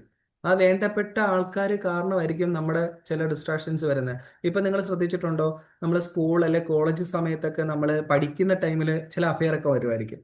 ആ ഒരു അഫെയർ ഇപ്പൊ നിങ്ങൾ നോക്കുമ്പം ആ വ്യക്തി നമ്മുടെ കൂടെ കാണത്തില്ല. പക്ഷെ അന്ന് ആ വ്യക്തിക്ക് വേണ്ടിയിട്ട് നമ്മളെടുത്ത പല ഡിസിഷൻസും നമുക്ക് ഇന്ന് തെറ്റായി പോകായിരിക്കും. ചിലപ്പോൾ ആ വ്യക്തി എൻ്റെ കൂടെ ഉള്ളത് കൊണ്ട് ഞാൻ ആ കോഴ്സ് എടുത്തു, ഇന്ന ആൾ എൻ്റെ കൂടെ ഉള്ളത് കൊണ്ട് ഞാൻ +2 കൊമേഴ്സിന് പോയി, അല്ലെ സയൻസിന് പോയി കഴിഞ്ഞാൽ അവനെ കാണാൻ പറ്റത്തില്ല, അവളെ കാണാൻ പറ്റത്തില്ല, അല്ലെ ആ സ്കൂളിൽ പോയി കഴിഞ്ഞാൽ, അല്ലെ ആ കോളേജിൽ പോയി കഴിഞ്ഞാൽ, അല്ലെ ആ സ്ഥാപനത്തിൽ ജോലി ചെയ്ത് കഴിഞ്ഞാൽ, ഇങ്ങനെയൊക്കെ നമ്മൾ പല വ്യക്തികൾക്കും വേണ്ടിയിട്ട് നമ്മുടെ കരിയർ അല്ലെ നമ്മുടെ ആഗ്രഹങ്ങൾ മാറ്റി വെച്ചിട്ട് അങ്ങോട്ട് തിരിയും. പക്ഷെ അത് ഒരു കുറഞ്ഞ സമയത്ത് മാത്രമായിരിക്കും. ഇപ്പൊ നമ്മളത് ചിന്തിച്ച് നോക്കുമ്പോഴത്തേക്കും അന്ന് ഞാൻ എടുക്കേണ്ടി ഇല്ലായിരുന്നു എന്നൊക്കെ തോന്നുന്ന ഡിസിഷൻസ് ഒക്കെ ഉണ്ട്, അല്ലേ? ചിലപ്പോൾ പലരും ഓപ്പൺ ആയിട്ട് പറയത്തില്ലായിരിക്കാം. ചിലപ്പോൾ അങ്ങനെ അനുഭവം നമുക്കില്ലെങ്കിലും വേറെ ആൾക്കാർക്ക് വന്നിട്ടുണ്ടായിരിക്കാം. പക്ഷെ ഇങ്ങനെയുള്ള കേസുകളൊക്കെ നമുക്ക് വരുന്നത് ആ വ്യക്തിയെ അപേക്ഷിച്ചിട്ടായിരിക്കും. അപ്പൊ അത് എല്ലാവരും നമ്മളെല്ലാവരും ഇൻഡിവിജ്വൽ ആയിട്ട്, ഇപ്പൊ നമ്മൾ ഈ കൂട്ടത്തിൽ ആരും ഒരാളെയും വാല്യൂ കൊടുക്കണ്ട, നമ്മുടെ മക്കളെ നമ്മൾ സ്നേഹിക്കണ്ട, നമ്മുടെ ഹസ്ബൻഡിനെ നമ്മൾ സ്നേഹിക്കണ്ട, അല്ലെങ്കിൽ നമ്മുടെ ഭാര്യയെ നമ്മൾ സ്നേഹിക്കണ്ട, നമ്മുടെ മാതാപിതാക്കളെ സ്നേഹിക്കണ്ട എന്നൊന്നുമല്ല പറയുന്നത്. എല്ലാം വേണം, എല്ലാവരും സ്നേഹിക്കണം. അതോടൊപ്പം തന്നെ നമുക്ക് നമ്മളെ കൂടെ കൂടുതൽ സ്നേഹിക്കാൻ പഠിക്കുക എന്നുള്ളതാണ്. സെൽഫ് ലവ് എന്നൊക്കെ പറഞ്ഞതൊക്കെ ഇപ്പം എല്ലാവർക്കും അറിയാവുന്ന കാര്യമാണ്. പക്ഷെ അതിന് പ്രാധാന്യം കൊടുക്കുക എന്ന് പറയുന്നത് ബാക്കിയുള്ളവരെ വേദനിപ്പിക്കാതെ നമുക്ക് നമ്മുടെ കാര്യങ്ങൾക്ക് പ്രാധാന്യം കൊടുത്ത് ചെയ്യാം. നമ്മൾ കല്യാണം കഴിഞ്ഞു എന്ന് കഴിഞ്ഞ് നമ്മൾ പഠിക്കാതിരിക്കണ്ട, അവരോട് ഓപ്പൺ ആയിട്ട് സംസാരിക്കുക. എല്ലാം കമ്മ്യൂണിക്കേഷൻസിന്റെ പ്രശ്നങ്ങളുണ്ട്. ഓപ്പൺ ആയിട്ട് നമ്മൾ സംസാരിച്ചതിന് ശേഷം നമുക്ക് നമ്മുടെ ആഗ്രഹങ്ങൾ അവരോട് ഓപ്പൺ ആയിട്ട് പറഞ്ഞു കഴിഞ്ഞാൽ പലതും നേടിയെടുക്കാൻ പറ്റും. അതുപോലെ തന്നെ ഹസ്ബൻഡ് ആയാലും ശരി, വൈഫിന്റെ പ്രോബ്ലം കൊണ്ട് മാറി നിൽക്കുന്ന പല കാര്യങ്ങളും കാണും. അതും നമുക്ക് ഓക്കെ ആക്കി എടുക്കാൻ പറ്റും. അങ്ങനെ പല കേസുകളും, നമ്മുടെ പല കാര്യങ്ങളും ഡിസ്ട്രാക്ഷൻസ് സംഭവിക്കുന്നത് ഈ പറഞ്ഞ പോലെ മൊബൈൽ ഫോണ്, വ്യക്തികള്, നേരത്തെ സൂചിപ്പിച്ച പോലെ തന്നെ നമ്മുടെ സെൽഫ് കോൺഫിഡൻസ് ഇല്ലാത്തത്, ഇമോഷണലി വീക്ക് ആവുന്നത്, അങ്ങനെ പല പല റീസൺസ് കാരണം നമുക്ക് നമ്മുടെ ലൈഫ് സക്സസിലേക്ക് കൊണ്ടുപോകാൻ വേണ്ടിയിട്ട് നമ്മുടെ ഡിസിപ്ലിനിന് പ്രോബ്ലം വരുത്തുന്ന രീതിയിൽ ഡിസ്ട്രാക്ഷൻസ് നമുക്ക് സംഭവിച്ചുകൊണ്ടിരിക്കുന്നു. അതിന് നമ്മൾ കാര്യങ്ങൾ കണ്ടെത്തുക. വേറൊരു കാര്യം പറയാനുള്ളത്, നമ്മൾ പറഞ്ഞോളൂ. ഒരുപാട് കാര്യങ്ങളിൽ ഇൻവോൾവ് ആയി കഴിഞ്ഞാൽ അതും ഒരു ഡിസ്ട്രാക്ഷൻ ആണ്. നമുക്കിപ്പോൾ ഒരു ലക്ഷ്യം ഉണ്ടാവും, പക്ഷെ അതിൽ നമ്മൾ ഒരേ സമയം ഇപ്പോൾ പല കോഴ്സ് ചെയ്യുക, അല്ലെങ്കിൽ പല കാര്യങ്ങൾ ഒരേ സമയം പല ജോബുകൾ ചെയ്യുന്നു, അപ്പം പാർട്ട് ടൈം ആയിട്ടും അല്ലാതെയൊക്കെ. അപ്പോൾ ഇതൊക്കെ ഡിസ്ട്രാക്ഷൻസ്. അപ്പോൾ ഏതെങ്കിലും ഒന്നിൽ പ്രയോറിറ്റൈസ് ചെയ്യാൻ നമ്മൾ പഠിക്കണം, അതിൽ ഫുൾ കോൺസെൻട്രേഷൻ കൊടുക്കണം. ഷംന മാം ഉദ്ദേശിച്ച ഈ ഒരു പോയിന്റ് ഞാൻ നെക്സ്റ്റ് പേജിൽ ഞാൻ കൊടുത്തിട്ടുണ്ട് ഓൾറെഡി. കാര്യം ഇതുമായിട്ട് ഇന്റർകണക്റ്റഡ് നിൽക്കുന്നത് കൊണ്ട് മാം അത് ഇപ്പോഴേ സൂചിപ്പിച്ചത് നന്നായി. കാരണം ഇങ്ങനെ ഒരു പ്രോബ്ലംസും ഇതിനകത്തുണ്ട് എന്ന് മാമും കൂടെ സൂചിപ്പിച്ചപ്പം എനിക്കത് പറയാൻ അനുഭവിക്കുന്നുണ്ട് ഇപ്പോ, അതുകൊണ്ട് അത് ഞാൻ സൂചിപ്പിച്ചു മാത്രം. അപ്പം ഇത് പറഞ്ഞത് ഒരു പോയിന്റ് ആണ്. പക്ഷെ അത് നമ്മൾ നെക്സ്റ്റ് പേജിൽ ചർച്ച ചെയ്യുന്നതുകൊണ്ട് ഞാൻ ഇപ്പൊ അവിടെ കൂടുതലായിട്ട് അത് ഡീറ്റെയിൽ ആക്കുന്നില്ല. പക്ഷെ എന്നാലും ഒന്ന് ഓർത്ത് വെച്ചേരെ. പിന്നെ നമുക്കൊരു ടൈം ടേബിൾ ഇല്ലാത്തത്, അതിനെ build A daily time table എന്നൊക്കെ പറയുന്നത് പ്രത്യേകിച്ച് എടുത്തു പറയേണ്ട. കുട്ടികളിലായാലും, കുട്ടികൾക്ക് മാത്രമല്ല ടൈം ടേബിൾ എന്ന് പറയുന്നത്, നമുക്കും വേണം ഒരു പ്രോപ്പർ ടൈം ടേബിൾ, അല്ലേ? നമ്മൾ ജസ്റ്റ് ഫോണിന് എത്ര ടൈം യൂസ് ചെയ്യുക, അതേപോലെ നമ്മൾ എണീക്കുന്ന എത്ര ടൈമിൽ കൃത്യമായ രീതിയിൽ എണീക്കുക, അതേപോലെ ഓരോ കാര്യങ്ങൾക്കും നമ്മൾ ടൈം ടേബിൾ വെച്ചിട്ട് മുന്നോട്ട് പോയി കഴിഞ്ഞാൽ, ടൈം ടേബിളിന്റെ പ്രാധാന്യം നമ്മൾ നേരത്തെ സൂചിപ്പിച്ചിട്ടുണ്ടായിരുന്നു. അതുകൊണ്ട് കൂടുതലായിട്ട് ആ ഒരു പേജിലേക്ക് ഞാൻ ഡിസ്കഷൻ കൊടുക്കുന്നില്ല കേട്ടോ. പിന്നെ നെക്സ്റ്റ് ആണ് മേഡം സൂചിപ്പിച്ചത് ഇവിടെ തന്നെ ഉണ്ട്, 1 thing at a time, multi task. നേരത്തെ സൂചിപ്പിച്ചില്ലയോ, പല കാര്യങ്ങൾ ഒരേ സമയത്ത്. നമ്മൾ പറയും ഞാനൊരു മൾട്ടി ടാസ്ക് പേഴ്സൺ ആണ്, അല്ലെ മൾട്ടി ടാസ്ക് എന്ന് പറയുന്ന ഒരു വലിയ കഴിവാണെന്നൊക്കെ പറയും. പക്ഷെ മൾട്ടി ടാസ്കിൽ തന്നെ ഡിഫറെന്റ് ആയിട്ടുള്ള ഒരു വേ ഉണ്ട്. അതായത് ഒരേ കാര്യം ചെയ്തുകൊണ്ടിരിക്കുമ്പോൾ ഒന്നി കൂടുതൽ കാര്യങ്ങൾ ചെയ്യുന്നതല്ല മൾട്ടി ടാസ്ക് എന്ന് പറയുന്നത്. അല്ലെ അത് മൾട്ടി ടാസ്ക് എന്ന് പറയുമായിരിക്കും, പക്ഷെ അത് നമുക്ക് കൂടുതലും എല്ലാവർക്കും അത് ശരിയാവണമെന്നില്ല. നമ്മൾ ആ ഒരു മൾട്ടി ടാസ്ക് ചെയ്യുന്ന കാര്യങ്ങൾ നമ്മൾ ചെയ്യുമ്പോൾ ചിലപ്പോൾ ഒരേ ടൈമിൽ 3 കാര്യങ്ങൾ ചെയ്യുമായിരിക്കും, പക്ഷെ അത് 3നും പ്രോപ്പർ ആയിട്ടുള്ള ഒരു റിസൾട്ട് കിട്ടത്തില്ല. നമ്മൾ നല്ലൊരു റിസൾട്ട് ചെയ്യുമ്പോൾ ഒറ്റ കാര്യമായിരിക്കും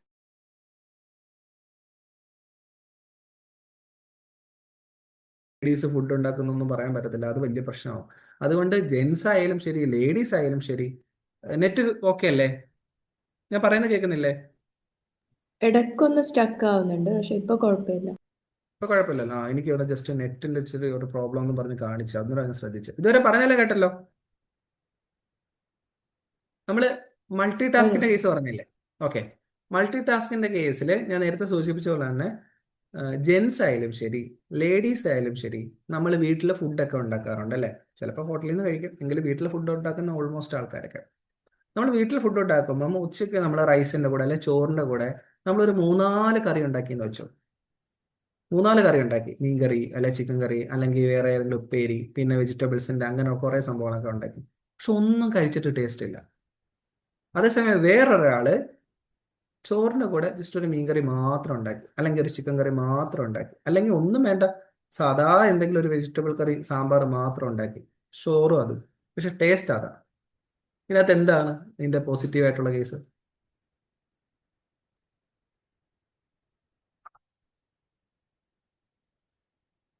അറിയില്ല. ഓക്കെ, അതായത് നമ്മള് ഒരുപാട് പറഞ്ഞു ശ്യാമ. ആ രണ്ട് കാര്യങ്ങളിൽ മാത്രം കോൺസെൻട്രേറ്റ് ചെയ്തു. ആ 2 കാര്യങ്ങളെ മാത്രം കോൺസെൻട്രേറ്റ് ചെയ്ത് അല്ലേ? ചിലപ്പോൾ എല്ലാവർക്കും ചിലപ്പോൾ ഒന്ന് കൂടുതൽ കാര്യങ്ങൾ ഫോക്കസ് ചെയ്യാൻ പറ്റുന്ന ആൾക്കാരുണ്ടായിരിക്കാം, ചെയ്തോട്ടെ. പക്ഷെ നമ്മൾ പല ക്ലാസ്സുകളിൽ കേൾക്കുന്നു, അല്ലെങ്കിൽ മൾട്ടി ടാസ്കിന്റെ കഴിവുകളും ഉണ്ട് എന്നൊക്കെ പറഞ്ഞ് നമുക്ക് പറ്റാത്തതിലേക്ക് നമ്മൾ എടുത്തു വെക്കരുത്. നമുക്ക് പറ്റുന്നത് ഏതെങ്കിലും 1-2 കാര്യമാണെങ്കിലും അത് മാത്രം ചെയ്യാൻ നിൽക്കുക. ഒരുപാട് കാര്യങ്ങളല്ലേ, ഒരുപാട് സംഭവം ഉണ്ട്, ഞാൻ ഒരുപാട് കാര്യങ്ങൾ ഒരുപാട് വെറൈറ്റീസ് ഉണ്ടാക്കി എന്ന് പറഞ്ഞിട്ട് കൊണ്ട് കൊടുക്കുന്നതിനേക്കാൾ നല്ലത് ഈ 2 സംഭവം എനിക്ക് ഉണ്ടാക്കാൻ അറിയൂ, അത് ഞാൻ വൃത്തിയായിട്ട് ചെയ്തിട്ടുണ്ട്. അത് ഏതൊരു കാര്യത്തിലായാലും അത് നോക്കുകയാണെന്നുണ്ടെങ്കിൽ മൾട്ടി ടാസ്കിന്റെ കേസ് പറയുമ്പോൾ നമ്മൾ അതുമായിട്ട് കണക്ട് ചെയ്യുന്ന ഒരുപാട് കാര്യങ്ങളുണ്ട്. ചിലപ്പോൾ നമുക്ക് മൾട്ടി ടാസ്കിന്റെ കാറ്റഗറിയിലല്ല വരുന്നതെങ്കിൽ പോലും ഇത് പറഞ്ഞപ്പോൾ ഞാൻ ഓർക്കുവാണ്, പറയാൻ ആഗ്രഹിക്കുന്ന ഒരു കേസാണ്. നമ്മൾക്ക് ഉള്ള കാര്യങ്ങൾ ചിലപ്പോൾ നമുക്കൊരു ഫോൺ വാങ്ങണം, നമ്മുടെ കാറ്റഗറി നമുക്ക് ഒതുങ്ങുന്ന കാര്യമാണ്, ഒരൊറ്റ ഫോണിൽ നിന്ന് എനിക്ക് വാങ്ങിക്കാൻ പറ്റുള്ളൂ എങ്കിൽ അതിൽ നിർത്തുക. അല്ലെങ്കിൽ എനിക്ക് 2-3 ഫോൺ വാങ്ങാനുള്ള ആഗ്രഹമുണ്ട്, അല്ലെങ്കിൽ 2 ഫോൺ വാങ്ങണമെന്ന് ആഗ്രഹമുണ്ട്, അതിന് പൈസ ഇല്ലേ, അതിന് പോകരുത്. അല്ലെങ്കിൽ നമ്മുടെ ബഡ്ജറ്റിൽ ഒതുക്കുന്ന നിൽക്കുക. അതുപോലെ തന്നെ വീട് ചെയ്യുമ്പം, കാറുകൾ ചെയ്യുമ്പം, അതേപോലെ തന്നെ നമ്മൾ വ്യക്തികളായിട്ടുള്ള കോണ്ടാക്ട് നോക്കുമ്പോൾ, ഈവൻ നമ്മുടെ മക്കളെ പോലെ ആയാലും, നമ്മുടെ മക്കളെ നോക്കുമ്പോഴെങ്കിൽ പോലും നമുക്ക് അതിനകത്ത് പോലും നമുക്ക് ഒരുപാട് മക്കളുണ്ട്, അല്ലെങ്കിൽ നമുക്ക് ഓരോ മക്കളിൽ നിന്ന് അവരുടെ കാര്യങ്ങൾ ചെയ്യുമ്പം പോലും നമുക്ക് എന്താണോ ഫോക്കസ് കൊടുക്കാൻ പറ്റുന്നത് അതനുസരിച്ച് മുൻകൂട്ടി വേണം നമ്മൾ ഓരോ കാര്യങ്ങളിൽ ഇറങ്ങിത്തിരിക്കാൻ എന്നുള്ളത്. കൃത്യമായ രീതിയിൽ നിങ്ങൾ ആലോചിച്ച് കഴിഞ്ഞാൽ നിങ്ങൾക്ക് ആ ഓരോ പോയിന്റിലും കൂടുതൽ കാര്യങ്ങൾ കിട്ടും. ഒരുപാട് ഓപ്പൺ ആയിട്ട് പറയാൻ ഞാൻ ആഗ്രഹിക്കുന്നില്ല. മൾട്ടി ടാസ്കിന്റെ കേസ് വരുമ്പം നമ്മൾ ഈ കോഴ്സ് പഠിക്കുന്ന കേസ് നേരത്തെ സൂചിപ്പിച്ചായിരുന്നു. ചിലവര് ഞാനിപ്പോൾ ഫ്രീയാ, അപ്പം കുറെ 1000 രൂപയ്ക്ക് അല്ലെ 500 രൂപയ്ക്ക് അല്ലെ 2000 രൂപയ്ക്ക് ഇന്ന കോഴ്സുകൾ കിട്ടും എന്ന് പറഞ്ഞിട്ട് കുറേ കോഴ്സുകൾ ഒരുമിച്ചെടുക്കും. എല്ലാ കോഴ്സുകളും ഇന്നൊരു കോഴ്സ് പഠിക്കും, ഇന്നത്തെ തിങ്കളാഴ്ച ദിവസം ഇന്ന കോഴ്സ്, ചൊവ്വാഴ്ച ദിവസം ഇന്ന കോഴ്സ്, ബുധനാഴ്ച ദിവസം ഇന്ന കോഴ്സ്. ഇതെല്ലാം കഴിയുമ്പോൾ സർട്ടിഫിക്കറ്റ് എല്ലാം കൈ കിട്ടി. ഇതിനെപ്പറ്റി എന്തറിയാം? ഇതൊക്കെ ഞാൻ പഠിച്ചതാണ്, പക്ഷെ ഒന്നും ഓർമ്മയില്ല. അതെന്താ? ഒന്നും മൈൻഡ് ഇരിക്കത്തില്ല അല്ലേ? ഒരു കോഴ്സ് കംപ്ലീറ്റ് ആക്കി അതിന് നമ്മൾ പ്രോപ്പർ ആയിട്ടുള്ളൊരു റിസൾട്ട് ഉണ്ടോ എന്ന് നോക്കിയതിന് ശേഷം നമ്മൾ അതിന് സ്റ്റെപ്പ് എടുത്തു കഴിഞ്ഞാൽ നമുക്ക് അറിയാൻ പറ്റും നമുക്ക് ഇത് ഓക്കെ ആണോ, ഇത് പ്രയോജനമാണോ, അല്ലെങ്കിൽ ഇതിന്റെ എന്തെങ്കിലും റിലേറ്റഡ് ആയിട്ടുള്ള കാര്യങ്ങളാണോ എടുക്കേണ്ടത്. അല്ലെങ്കിൽ ആ ഒരു കോഴ്സ് പകുതി നോക്കിയപ്പോഴത്തേക്കും എനിക്ക് പറ്റത്തില്ല, അടുത്ത കോഴ്സ് എടുക്കണം. അങ്ങനെ ഒരുപാട് ആൾക്കാർ നോക്കിക്കഴിഞ്ഞാൽ ഇപ്പം കോഴ്സ് എന്ന് പറയുന്നത് ഇപ്പം ഓൺലൈനിൽ ഇങ്ങനെ നമ്മുടെ കൊറോണയ്ക്ക് ശേഷം ഓൺലൈൻ സിസ്റ്റം വന്നപ്പോഴത്തേക്കും ആൾക്കാരിൽ ഈ കോഴ്സിന്റെ പരിപാടി, ഈ ഓൺലൈൻ ക്ലാസ്സുകൾ എടുക്കുന്ന പരിപാടി കൂടി. അത് നല്ലതൊക്കെയാണ്, ഒരു പരിധി വരെ നമുക്ക് നമ്മുടെ വീട്ടിൽ ഇരുന്നുകൊണ്ട് തന്നെ നമുക്ക് അറിവുകൾ കൂട്ടാനൊക്കെ പറ്റും. പക്ഷെ അതും പ്രോപ്പറായിട്ട് വിനിയോഗിക്കാത്ത ആൾക്കാരിൽ കാണുന്ന ഒരു പ്രോബ്ലം എന്ന് പറയുന്നത് മൾട്ടി ടാസ്ക് ഉണ്ടെന്ന് കരുതിയിട്ട് എല്ലാം കൂടെ എടുത്തു വെക്കുന്നതാണ്. അപ്പൊ ആ ഒരു കാര്യം നമുക്ക് ഈ ഒരു നമ്മുടെ ഡിസിപ്ലിനെ കുറയ്ക്കുന്നു എന്നുള്ളതാണ് എനിക്ക് സൂചിപ്പിക്കാനുള്ളത്. ക്ലിയർ ആണോ? എന്നാൽ നമ്മൾ നെക്സ്റ്റ് പേജിലോട്ട് പോട്ടെ. ക്ലിയർ ഒരു കാര്യം പറയാനുണ്ട്. പറഞ്ഞോ മാം. നമ്മളിപ്പോ ഈ ഓൺലൈൻ ആയിട്ട് പഠിക്കാൻ പറ്റുന്ന പറഞ്ഞല്ലോ സാർ, അതുകൊണ്ട് ബെനിഫിറ്റ് ഉള്ള ഒരുപാട് ആളുകളുണ്ട്. ഇപ്പൊ എന്നെ പോലുള്ളവരൊക്കെ നമുക്ക് പുറത്തു പോയി ജോലി ചെയ്യാൻ പറ്റാത്ത ആളുകളാണ്. കാരണം ചുറ്റിലുള്ളവര് അത്രയും എഫേർട്ട് ഇട്ടാണ് നമുക്ക് വീണ്ടും പഠിച്ചോ എന്നുള്ളൊരു അനുവാദം കിട്ടിയത്. അപ്പോ അതും പോയിട്ട് പഠിക്കാൻ പറ്റില്ല, വീട്ടിലിരുന്നുകൊണ്ട് ചെയ്യാം. അങ്ങനെ ഒരു ഇത് കിട്ടി. നമ്മൾ എക്സാം എഴുതാൻ പോവും, വീട്ടിലിരുന്ന് പഠിച്ച് ഒരു ടീച്ചർ ആവണം എന്നുള്ളത് ചെറുപ്പം മുതലേ ഉള്ള ആഗ്രഹമാണ്. അങ്ങനെ കുറെ നമുക്ക് സർട്ടിഫിക്കറ്റ്സും കാര്യങ്ങളൊക്കെ ഉണ്ട്, കേട്ടിട്ട് കിട്ടി, എല്ലാം കിട്ടി. നമ്മൾ അത്രയും എഫേർട്ട് ഇട്ട് പഠിച്ച് സ്കൂളുകളിൽ നിന്ന് വിളി വന്ന് പക്ഷെ പോകാൻ സമ്മതമില്ലാത്ത ഒരവസ്ഥ. നമുക്ക് വീട്ടിൽ ജോലി ചെയ്യാൻ പറ്റും. സാറ് നേരത്തെ പറഞ്ഞു നമ്മളെ ചുറ്റിലുള്ളവര് ബാക്കി ഒരു കാര്യത്തിന് നമുക്ക് ഒരു പ്രശ്നമില്ല. നമ്മൾ ഇപ്പോ ആണെങ്കിലും ഹസ്ബൻഡിന്റെ ഫാദർ മദർ അവരാണെങ്കിലും നമുക്ക് ഒരു സമ്മതം എന്ന് പറഞ്ഞ ഒരു സംഭവം ഇതിൽ കിടക്കുന്നുണ്ട്. പുറത്തു പോയി ജോലി. അപ്പൊ അതിന് പറ്റാതിരിക്കുമ്പോൾ നമ്മളെ പോലെ അത്രയും ആഗ്രഹമുള്ള കുട്ടികളെ പഠിപ്പിക്കണം എന്ന് ആഗ്രഹമുള്ളവർക്കൊക്കെ ഇങ്ങനെ ഒരു പ്ലാറ്റ്ഫോം ഓൺലൈൻ എന്നുള്ളൊരു സംഭവം വലിയൊരു കാര്യമാണ്. അത് ഈ വേറെ വേറെ നമുക്ക് കോഴ്സുകൾ പഠിക്കാനും ഒക്കെ വേറെയും പഠിക്കണം എന്ന് ആഗ്രഹമുണ്ട്. പക്ഷെ ഈ പറഞ്ഞ പോലെ പുറത്തു പോയി പഠിക്കാൻ പറ്റില്ല. അപ്പൊ അങ്ങനെയുള്ളവർക്കൊക്കെ ഇത് വേറെ വേറെ കോഴ്സുകൾ വരുന്ന കുറെ പഠിക്കണം. ഞാനൊന്ന് പറഞ്ഞോട്ടെ.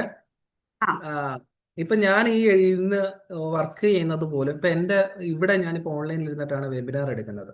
ഓക്കെ, ഇപ്പൊ നമ്മൾ ഈ ഒരു ക്ലാസ്സിൽ നമ്മൾ എല്ലാവരും ജോയിൻ ആയിട്ടുള്ളത് ഓൺലൈനിലാണ്. അപ്പൊ എനിക്കും ഇതുകൊണ്ട് ഒരുപാട് പ്രയോജനങ്ങളുണ്ട്. പക്ഷെ ഞാൻ ഈ ഓൺലൈൻ ക്ലാസ്സുകൾ മോശമാണെന്നോ അല്ലെങ്കിൽ ഓൺലൈൻ ക്ലാസ്സുകൾ കൊണ്ട് പ്രയോജനമില്ല എന്നൊന്നുമല്ല. ഞാനിതെല്ലാം പഠിച്ചത് ഓൺലൈൻ വഴിയാണ്. എനിക്ക് അതിന്റെ റിസൾട്ട് ഉണ്ടാക്കിയെടുക്കാൻ പറ്റുന്നതും ഓൺലൈൻ വഴിയാണ്. ഇപ്പം നാജിയ മാമിന്റെ കേസ് നമുക്ക് വേണേൽ ലാസ്റ്റ് ഒന്ന് പറയാം. ഇപ്പൊ ഈ ഇതിനിടയിലായതുകൊണ്ടാണ് മാമിന്റെ ഇപ്പം പോകാൻ പറ്റത്തില്ല എന്ന് പറഞ്ഞു. ഓൺലൈൻ വഴി മാമിന് ചെയ്യാൻ പറ്റുന്ന കാര്യങ്ങളൊക്കെ ഉണ്ടല്ലോ. ഹസ്ബൻഡിനോട് പെർമിഷൻ ചോദിച്ചിട്ട് ചെയ്യാമല്ലോ. അതനുസരിച്ചിട്ട് ഫാമിലി യാതൊരു പ്രോബ്ലം വരാതെയും ചെയ്യാൻ പറ്റുന്ന കാര്യങ്ങളൊക്കെ ഉണ്ട്. അത് നമുക്ക് എന്തായാലും ഈ ക്ലാസ്സിന്റെ ഇടയിലായതുകൊണ്ട് ഞാൻ കൂടുതലായിട്ട് അത് ഒരു പേഴ്സണൽ ഡിസ്കഷനിലോട്ട് പോകുന്നില്ല. പക്ഷെ ഈ ഒരുപാട് കോഴ്സുകൾ ഓൺലൈൻ കിട്ടുന്നു എന്ന് കരുതി പോലും പല ആൾക്കാരും അതിനകത്ത് ഇപ്പം ചാടി കയറി എല്ലാത്തിലും കയറി ജോയിൻ ആവുന്ന ആൾക്കാരുണ്ട്. എന്നിട്ട് ഒരു റിസൾട്ട് ഉണ്ടാക്കാൻ പറ്റാത്തവരുണ്ട്. അതായത് കറക്റ്റ് ആയിട്ടുള്ള ഒരു കോഴ്സ് എടുത്ത് അതിനെ ഫോക്കസ് ചെയ്ത് അത് റിലേറ്റഡ് ആയിട്ട് നിൽക്കുന്ന കാര്യങ്ങൾ പഠിച്ച് മുന്നോട്ട് പോവുക. അങ്ങനെ മുന്നോട്ട് പോകുമ്പോൾ ഓക്കെ, അവർക്കൊരു സക്സസ് ഉണ്ടാക്കിയെടുക്കാൻ പറ്റും. ഇന്നിപ്പോൾ ഒരു കോഴ്സ് പഠിച്ചു, നാളെ ഇതുമായിട്ട് യാതൊരു മാച്ചിങ് ഇല്ലാത്ത വേറെ ഏതെങ്കിലും കോഴ്സ് പഠിക്കുന്നു. ആ ഒരു കോഴ്സ് പകുതി ആകുമ്പോഴത്തേക്കും അതുമായിട്ട് മാച്ചിങ് ഇല്ലാത്ത വേറെ ഏതെങ്കിലും കോഴ്സ് എടുക്കുന്നു. എന്നിട്ട് ഇങ്ങനെ ജസ്റ്റ് ഇരിക്കുക, ഞാൻ ഇതിനകത്ത് ഏതെടുക്കണം, ഏത് മേഖല എനിക്ക് സക്സസ് ഒന്നും അറിയാത്ത രീതിയിൽ. അവർക്കാണ് പറഞ്ഞത് പ്രോപ്പർ ഡിസിപ്ലിനോട് കൂടി നമ്മൾ മൾട്ടി ടാസ്ക് ഒന്നും പോവാതെ ഏതെങ്കിലും ഒരു പർട്ടിക്കുലർ കാര്യത്തിൽ മാത്രം ഫോക്കസ് കൊടുത്തിട്ട് അത് സക്സസ് ആക്കി എടുക്കാൻ പറ്റുമെന്നുണ്ടെങ്കിൽ അതിനെ കുറെ കഷ്ടപ്പെട്ടാൽ നമുക്ക് റിസൾട്ട് ഉണ്ടാക്കിയെടുക്കാൻ സാധിക്കും. അതാണ് ജസ്റ്റ് സൂചിപ്പിച്ചത്. ഞാൻ പറഞ്ഞ കാര്യങ്ങളും വളരെ കൃത്യമായിട്ടുള്ള കേസാണ് നാജിയ മാം സൂചിപ്പിച്ചതും. ഇത് ഒരുപാട് പ്രയോജനപ്പെടുന്ന ക്ലാസ്സുകളൊക്കെയാണ് ഈ ഓൺലൈൻ ക്ലാസ്സുകളെല്ലാം. ഓക്കെ, ക്ലിയർ അല്ലേ മാം? Thank you. അപ്പം നമുക്ക് എന്തായാലും ഫൈനലി ലാസ്റ്റ് നമുക്ക് ഡിസ്കസ് ചെയ്യാം കേട്ടോ. ഇനി 21 ഡേ ഹാബിറ്റ് റൂൾ എല്ലാവരുടെ അടുത്തും കേൾക്കുന്ന കാര്യമാണ്. ഈ 21 ഡേയ്സിന്റെ കേസൊക്കെ നമ്മൾ ഏതെങ്കിലും ഒരു ഹാബിറ്റ് നമുക്കത് ശീലമാക്കണമെങ്കിൽ 21 ദിവസം നമ്മളത് കണ്ടിന്യൂസ് ആയിട്ട് ചെയ്യൂ. മിനിമം 21 ദിവസം നമ്മൾ ചെയ്ത് കഴിഞ്ഞാൽ നമുക്കത് ഹാബിറ്റായിട്ട് മാറ്റിയെടുക്കാൻ പറ്റും എന്നൊക്കെ നമ്മൾ ഒരുപാട് കേട്ടിട്ടുള്ള കേസാണ് അല്ലേ? എന്തുകൊണ്ടാണ് 21 ദിവസം എന്ന് അവർ സൂചിപ്പിച്ച പല പഠനങ്ങളും 21 ഡേയ്സ് മിനിമം ചെയ്ത് കഴിഞ്ഞാൽ, അത് എല്ലാവർക്കും അല്ല, ചില ആൾക്കാരിൽ 30 ഡേയ്സ് വേണ്ടി വരും, 40 ഡേയ്സ് വേണ്ടി വരും. പക്ഷെ മിനിമം 21 ദിവസമൊക്കെ അത് കണ്ടിന്യൂസ് ചെയ്ത് ചെറിയ സ്റ്റെപ്പായിട്ട് ചെയ്ത് മുന്നോട്ട് കൊണ്ടുപോയി കഴിഞ്ഞാൽ നമുക്ക് നമ്മുടെ ലൈഫിന്റെ ഒരു ക്യാരക്ടറാക്കി തന്നെ അത് മാറ്റിയെടുക്കാൻ പറ്റുമെന്നാണ്. അതിന് വലിയൊരു ഉദാഹരണമാണ്, രാവിലെ ഇഷ്ടമല്ലാത്തവർ കാണും, കുളിക്കാൻ ഇഷ്ടമില്ലാത്തവർ കാണും, പല്ല് തേക്കാൻ ഇഷ്ടമില്ലാത്തവർ കാണും. ഇതൊക്കെ പറയുമ്പോൾ അയ്യോ അതൊക്കെ ഇഷ്ടമില്ലാത്തവർ ഉണ്ടോ എന്ന് വിചാരിക്കും. ഉണ്ട്. അപ്പം അങ്ങനെയുള്ള ആൾക്കാർ പോലും അതെന്തുകൊണ്ടാണ് സ്ഥിരമായിട്ട് രാവിലെ എണീറ്റിട്ട് അത് ചെയ്യുന്നത്? കുക്ക് ചെയ്യുന്നത്, പാത്രം കഴുകുന്നത്, ഇങ്ങനെ ഓരോ കാര്യങ്ങളും മനസ്സുകൊണ്ട് ഇഷ്ടമല്ലാതെ ചെയ്യുന്ന ആൾക്കാരില്ലേ? ഈ കൂട്ടത്തിൽ ആരും കാണത്തില്ല. ഇതിനകത്ത് എല്ലാവരും പക്ക എല്ലാം പെർഫെക്റ്റ് ആണ്. എന്നാലും പുറത്തില്ലേ? ഉണ്ടോ ഇല്ലേ? It's all about some responsibilities and commitment ആണ് സർ. നമുക്കിപ്പോ ചില കാര്യങ്ങള് നമ്മളിപ്പോ ഹൗസ് വൈഫ് അല്ലെങ്കിൽ ഇന്നതാണെങ്കിൽ നമുക്കത് ചെയ്തേ പറ്റത്തുള്ളൂ. അതുകൊണ്ട് നമുക്കത് ശീലമായിട്ട് വരും, അത്രേ ഉള്ളൂ. ഹൗസ് വൈഫ് ഒക്കെ പൊതുവെ ഏറ്റവും കൂടുതൽ ഇഷ്ടപ്പെടാതെ ചെയ്യുന്ന ഒരു കാര്യമാണ് ഈ പാത്രം കഴുകുന്ന സ്വഭാവം അല്ലേ? അത് പൊതുവെ ഞാൻ കേട്ടിട്ടുണ്ട്. ഞാൻ പൊതുവെ അങ്ങനെയല്ല, ഇപ്പൊ നമുക്ക് ചിലപ്പോ ആഗ്രഹം എല്ലാവരും ഉണ്ടാവും രാവിലെ കുറച്ചു നേരം കൂടി ഉറങ്ങണമെന്ന് ആഗ്രഹം ഉണ്ടാവും. പക്ഷെ വീട്ടിലെ കാര്യങ്ങളായിരിക്കും അങ്ങനെ ആയിരിക്കില്ലല്ലോ. സോ അതെ, അത്രേ ഉള്ളൂ. ഇത്ര മണിക്ക് കൃത്യമായിട്ട് കിച്ചണിൽ കയറണം. അത് ലേറ്റ് ആയി കഴിഞ്ഞാൽ പല ആൾക്കാരും നിരീക്ഷിക്കാനുണ്ട്, അല്ലെങ്കിൽ അതൊരു മറ്റുള്ളവരുടെ മുഖം കറക്കുമെന്നൊക്കെ വിചാരിച്ചിട്ട് പ്രോപ്പറായിട്ട് ചെയ്യുന്നുണ്ട്. ഇതൊക്കെ നമ്മുടെ ഒരു ഹാബിറ്റിന്റെ ഭാഗമായിട്ടാണ്. നമ്മളിത് കണ്ടിന്യൂസ് ആയിട്ട് ചെയ്തു വരുന്നത് കൊണ്ട് അത് ലൈഫിന്റെ ശീലമായി. അപ്പൊ അതുകൊണ്ട് ചില കാര്യങ്ങൾ നമ്മൾ ഇഷ്ടമല്ലെങ്കിലും ചെയ്തു പോകുന്നുണ്ട്. ഇപ്പൊ ഇവിടെ സൂചിപ്പിക്കുന്നത് നമ്മൾ ഇഷ്ടമല്ലെങ്കിലും നമ്മൾ ചെയ്തു പോകാനല്ല, നമുക്ക് ഏതെങ്കിലും കാര്യങ്ങൾ നമ്മൾക്ക് ഇഷ്ടപ്പെടാൻ, അല്ലെങ്കിൽ നമ്മൾ അത് അറിയാതെ പോലും ചെയ്ത് കണ്ടിന്യൂസ് ആക്കി പോകാൻ വേണ്ടിയിട്ട് നമ്മൾ നോക്കണമെങ്കിൽ നമ്മളത് 21 ഡേയ്സ് അതിനെ കുറച്ച് കഷ്ടപ്പെട്ടാൽ അത് നമുക്ക് നമ്മുടെ ഒരു ക്യാരക്ടറാക്കി മാറ്റാൻ പറ്റും എന്നുള്ളതാണ്. നമ്മൾ ജസ്റ്റ് ഒന്ന് വെയിറ്റ് കുറയ്ക്കാൻ, അല്ലെങ്കിൽ നമ്മൾ ഡയറ്റ് എടുക്കുമ്പം, നമ്മൾ ജിമ്മിൽ പോകുമ്പം, ഇതൊക്കെ നമ്മൾ തീരുമാനിച്ചിരിക്കുന്ന ഈ ഒരു കേസ് എന്ന് പറഞ്ഞാൽ ഒരു കൺസിസ്റ്റൻസി ആയിട്ട് നമ്മൾ 21 ദിവസം നമ്മൾ ചിലപ്പോൾ നമ്മൾ എല്ലാ ദിവസവും വൈകിട്ട് കിടക്കുന്നതിന് മുമ്പ് ഭക്ഷണം കഴിക്കുന്നവരായിരിക്കും. എനിക്ക് ഇന്ന് മുതൽ ഞാൻ തീരുമാനം എടുത്തു, ഡയറ്റാണ്, ഞാൻ 6 മണി അല്ലെ 7 മണിക്ക് മുമ്പ് ഭക്ഷണം കഴിച്ചിട്ട് ഞാൻ നേരത്തെ കിടന്നുറങ്ങും, 8, 9, 10 മണിയാകുമ്പോൾ കിടന്നുറങ്ങും എന്നൊക്കെ നമ്മൾ തീരുമാനിച്ചു. ഒരു ദിവസം നമുക്ക് പറ്റി, 2 ദിവസം പറ്റി, 3-ാമത്തെ ദിവസം നമ്മൾ വിട്ട്, 4-ാമത്തെ ദിവസം നമ്മൾ വിട്ട്, പിന്നെ അത് പറ്റത്തില്ല എന്ന് വിചാരിച്ചിട്ട് നമ്മൾ അത് അവിടെ ഡ്രോപ്പ് ചെയ്തിട്ടുണ്ട്. പക്ഷെ ഇങ്ങനെയുള്ള പല സിറ്റുവേഷൻസിലും നമ്മൾ 21 ഡേയ്സ് കണ്ടിന്യൂസ് ആയിട്ട് നമ്മൾ അത് ശീലിച്ചു കഴിഞ്ഞാൽ പിന്നെ നമ്മൾ പോലും അറിയാതെ നമുക്ക് ഒരു 7 മണിയാകുമ്പോഴത്തേക്ക് എന്തെങ്കിലും ആഹാരം കഴിച്ചാൽ പിന്നെ വിശക്കത്തില്ല. നമ്മൾ ആ ഒരു ഫുഡുമായിട്ട് അങ്ങ് ജോയിൻ ആയി പൊക്കോളും. അതാണ് ഈ 21 ഡേയ്സ് എന്ന് കൊണ്ട് ഉദ്ദേശിക്കുന്നത്. ഓക്കെ, അത് ക്ലിയർ അല്ലേ? Yes sir. എന്താ? ഇനി നമ്മൾ നെക്സ്റ്റ് നോക്കാൻ പോകുന്നത് ബിൽഡിംഗ് ഗുഡ് ഹാബിറ്റ്സ്. എങ്ങനെയാണ് നമുക്ക് നല്ല സ്വഭാവങ്ങൾ അല്ലെങ്കിൽ നമ്മൾ നല്ല ശീലങ്ങൾ എങ്ങനെ ഉണ്ടാക്കിയെടുക്കുക എന്നുള്ളതാണ്. അതിന് പ്രോപ്പർ ആയിട്ടുള്ള സ്കെഡ്യൂൾ ഉണ്ടാക്കുക. ഓരോ കാര്യത്തിലും, പഠിത്തത്തിനായാലും ശരി, ജോലിയിലായാലും ശരി, എല്ലാത്തിനും ഒരു പ്രോപ്പർ ആയിട്ടുള്ള ഒരു സ്കെഡ്യൂളോടുകൂടി മുന്നോട്ട് പോവുക. പിന്നെ ചെറിയ രീതിയിൽ സ്റ്റാർട്ട് എ സ്മാൾ, നമ്മൾ നേരത്തെ സൂചിപ്പിച്ചായിരുന്നു, നമ്മൾ നല്ല ഹാബിറ്റ്സ് ഉണ്ടാക്കിയെടുക്കാൻ വേണ്ടി ചെറിയ ചെറിയ സ്റ്റെപ്പുകൾ എടുക്കുക എന്നുള്ളത്. അതാണ് ഇവിടെ സൂചിപ്പിക്കുന്നത്, ചെറിയ ചെറിയ സ്റ്റെപ്പുകൾ എടുക്കുക. പിന്നെ ഡെയിലി അത് ട്രാക്ക് ചെയ്യുക. നമ്മൾ ഒന്നും നോക്കാതെ നമ്മൾ പോകാതെ എവിടെയെങ്കിലും എഴുതി വെച്ചിട്ട് ഞാൻ ഇന്ന സംഭവം ചെയ്തു, അതിന് എത്ര ദിവസമായി, എന്തെങ്കിലും ഒരു ട്രാക്കിംഗ് സിസ്റ്റം നമ്മൾ കൊണ്ടുവരിക. നമ്മുടെ ഫോണിനകത്തൊക്കെ ഇപ്പോൾ ട്രാക്കിംഗ് സിസ്റ്റത്തിൽ ഒരുപാട് ആപ്പുകളുണ്ട്. അല്ലാതെ ഫോൺ ഇൻബിൾട്ട് തന്നെ പല രീതിയിലുള്ള സോഫ്റ്റ്വെയർ സിസ്റ്റംസ് ഒക്കെ ഉണ്ട്. നമ്മൾ ഏതെങ്കിലും ഒരു കാര്യങ്ങൾക്ക് നമ്മൾ ചെയ്യുമ്പോൾ ജസ്റ്റ് ഒരു 30 സെക്കൻഡ് പോലും മതി അതൊന്ന് എൻ്റർ ചെയ്തിടാൻ. അങ്ങനെ ഒരു ജസ്റ്റ് ഒന്ന് എൻ്റർ ചെയ്തിട്ട് കഴിഞ്ഞാൽ നമുക്കത് ട്രാക്കിംഗ് സിസ്റ്റം ആയിട്ട് കൊണ്ടുവന്നു കഴിഞ്ഞാൽ നമുക്കത് പ്രോപ്പറായിട്ട് അത് നേടിയെടുക്കാൻ പറ്റും, അല്ലെങ്കിൽ നമുക്ക് ആ ഹാബിറ്റ്സ് കൊണ്ടുവരാൻ പറ്റും. പിന്നെ റെസ്റ്റ് ആൻഡ് ഫിറ്റ്നസ് മെയിൻ കാര്യമാണ്. നേരത്തെ നമ്മളൊരു പേജിൽ സൂചിപ്പിച്ചപ്പം മാം പറഞ്ഞായിരുന്നു, നമ്മളെ ഡിസ്ട്രാക്ഷൻ ചെയ്യുന്നതാണ് നമ്മുടെ ഇമോഷണലി പിന്നെ അതുപോലെ തന്നെ ഫിസിക്കലി ഉള്ള പ്രോബ്ലംസുകൾ. ആ ഫിസിക്കലി ഉള്ള പ്രോബ്ലംസും ഇമോഷണലി ഉള്ള പ്രോബ്ലംസും മാറ്റാൻ വേണ്ടിയിട്ടൊക്കെ നമ്മുടെ ഫിറ്റ്നസ്, നമ്മുടെ സൗന്ദര്യം, നമ്മുടെ ആഹാരം, നമ്മുടെ ശരീരം, ഇതൊക്കെ നമുക്ക് കിട്ടിയേക്കുന്ന ഒരു ഗിഫ്റ്റ് ആണ് അല്ലേ? അപ്പം ആ ഒരു ഗിഫ്റ്റിനെ കീപ്പ് ചെയ്ത് മുന്നോട്ട് കൊണ്ടുപോകാൻ വേണ്ടിയിട്ട് എന്താ നമ്മൾ ചെയ്യേണ്ടത്? നമ്മൾ പ്രോപ്പർ ആയിട്ടുള്ള ഒരു സിസ്റ്റം കൊണ്ടുവരിക, നമ്മുടെ ലൈഫിൽ ഒരു ഡിസിപ്ലിൻ കൊണ്ടുവരിക, നല്ല ഭക്ഷണം കഴിക്കുക. ഭക്ഷണത്തിനകത്ത് എന്താ ma'am? Balanced food. Balanced food, നല്ല ആഹാരങ്ങൾ വളരെ കുറഞ്ഞ രീതിയിൽ, അതിനകത്ത് ക്വാളിറ്റി ഒന്നും വിചാരിക്കരുത്. നമ്മൾ വീട്ടിൽ ഉപയോഗിക്കുന്ന ഏത് വെളിച്ചെണ്ണ ആയാലോ അല്ലെങ്കിൽ സൺഫ്ലവർ ഓയിലോ അതൊക്കെ നോക്കുക.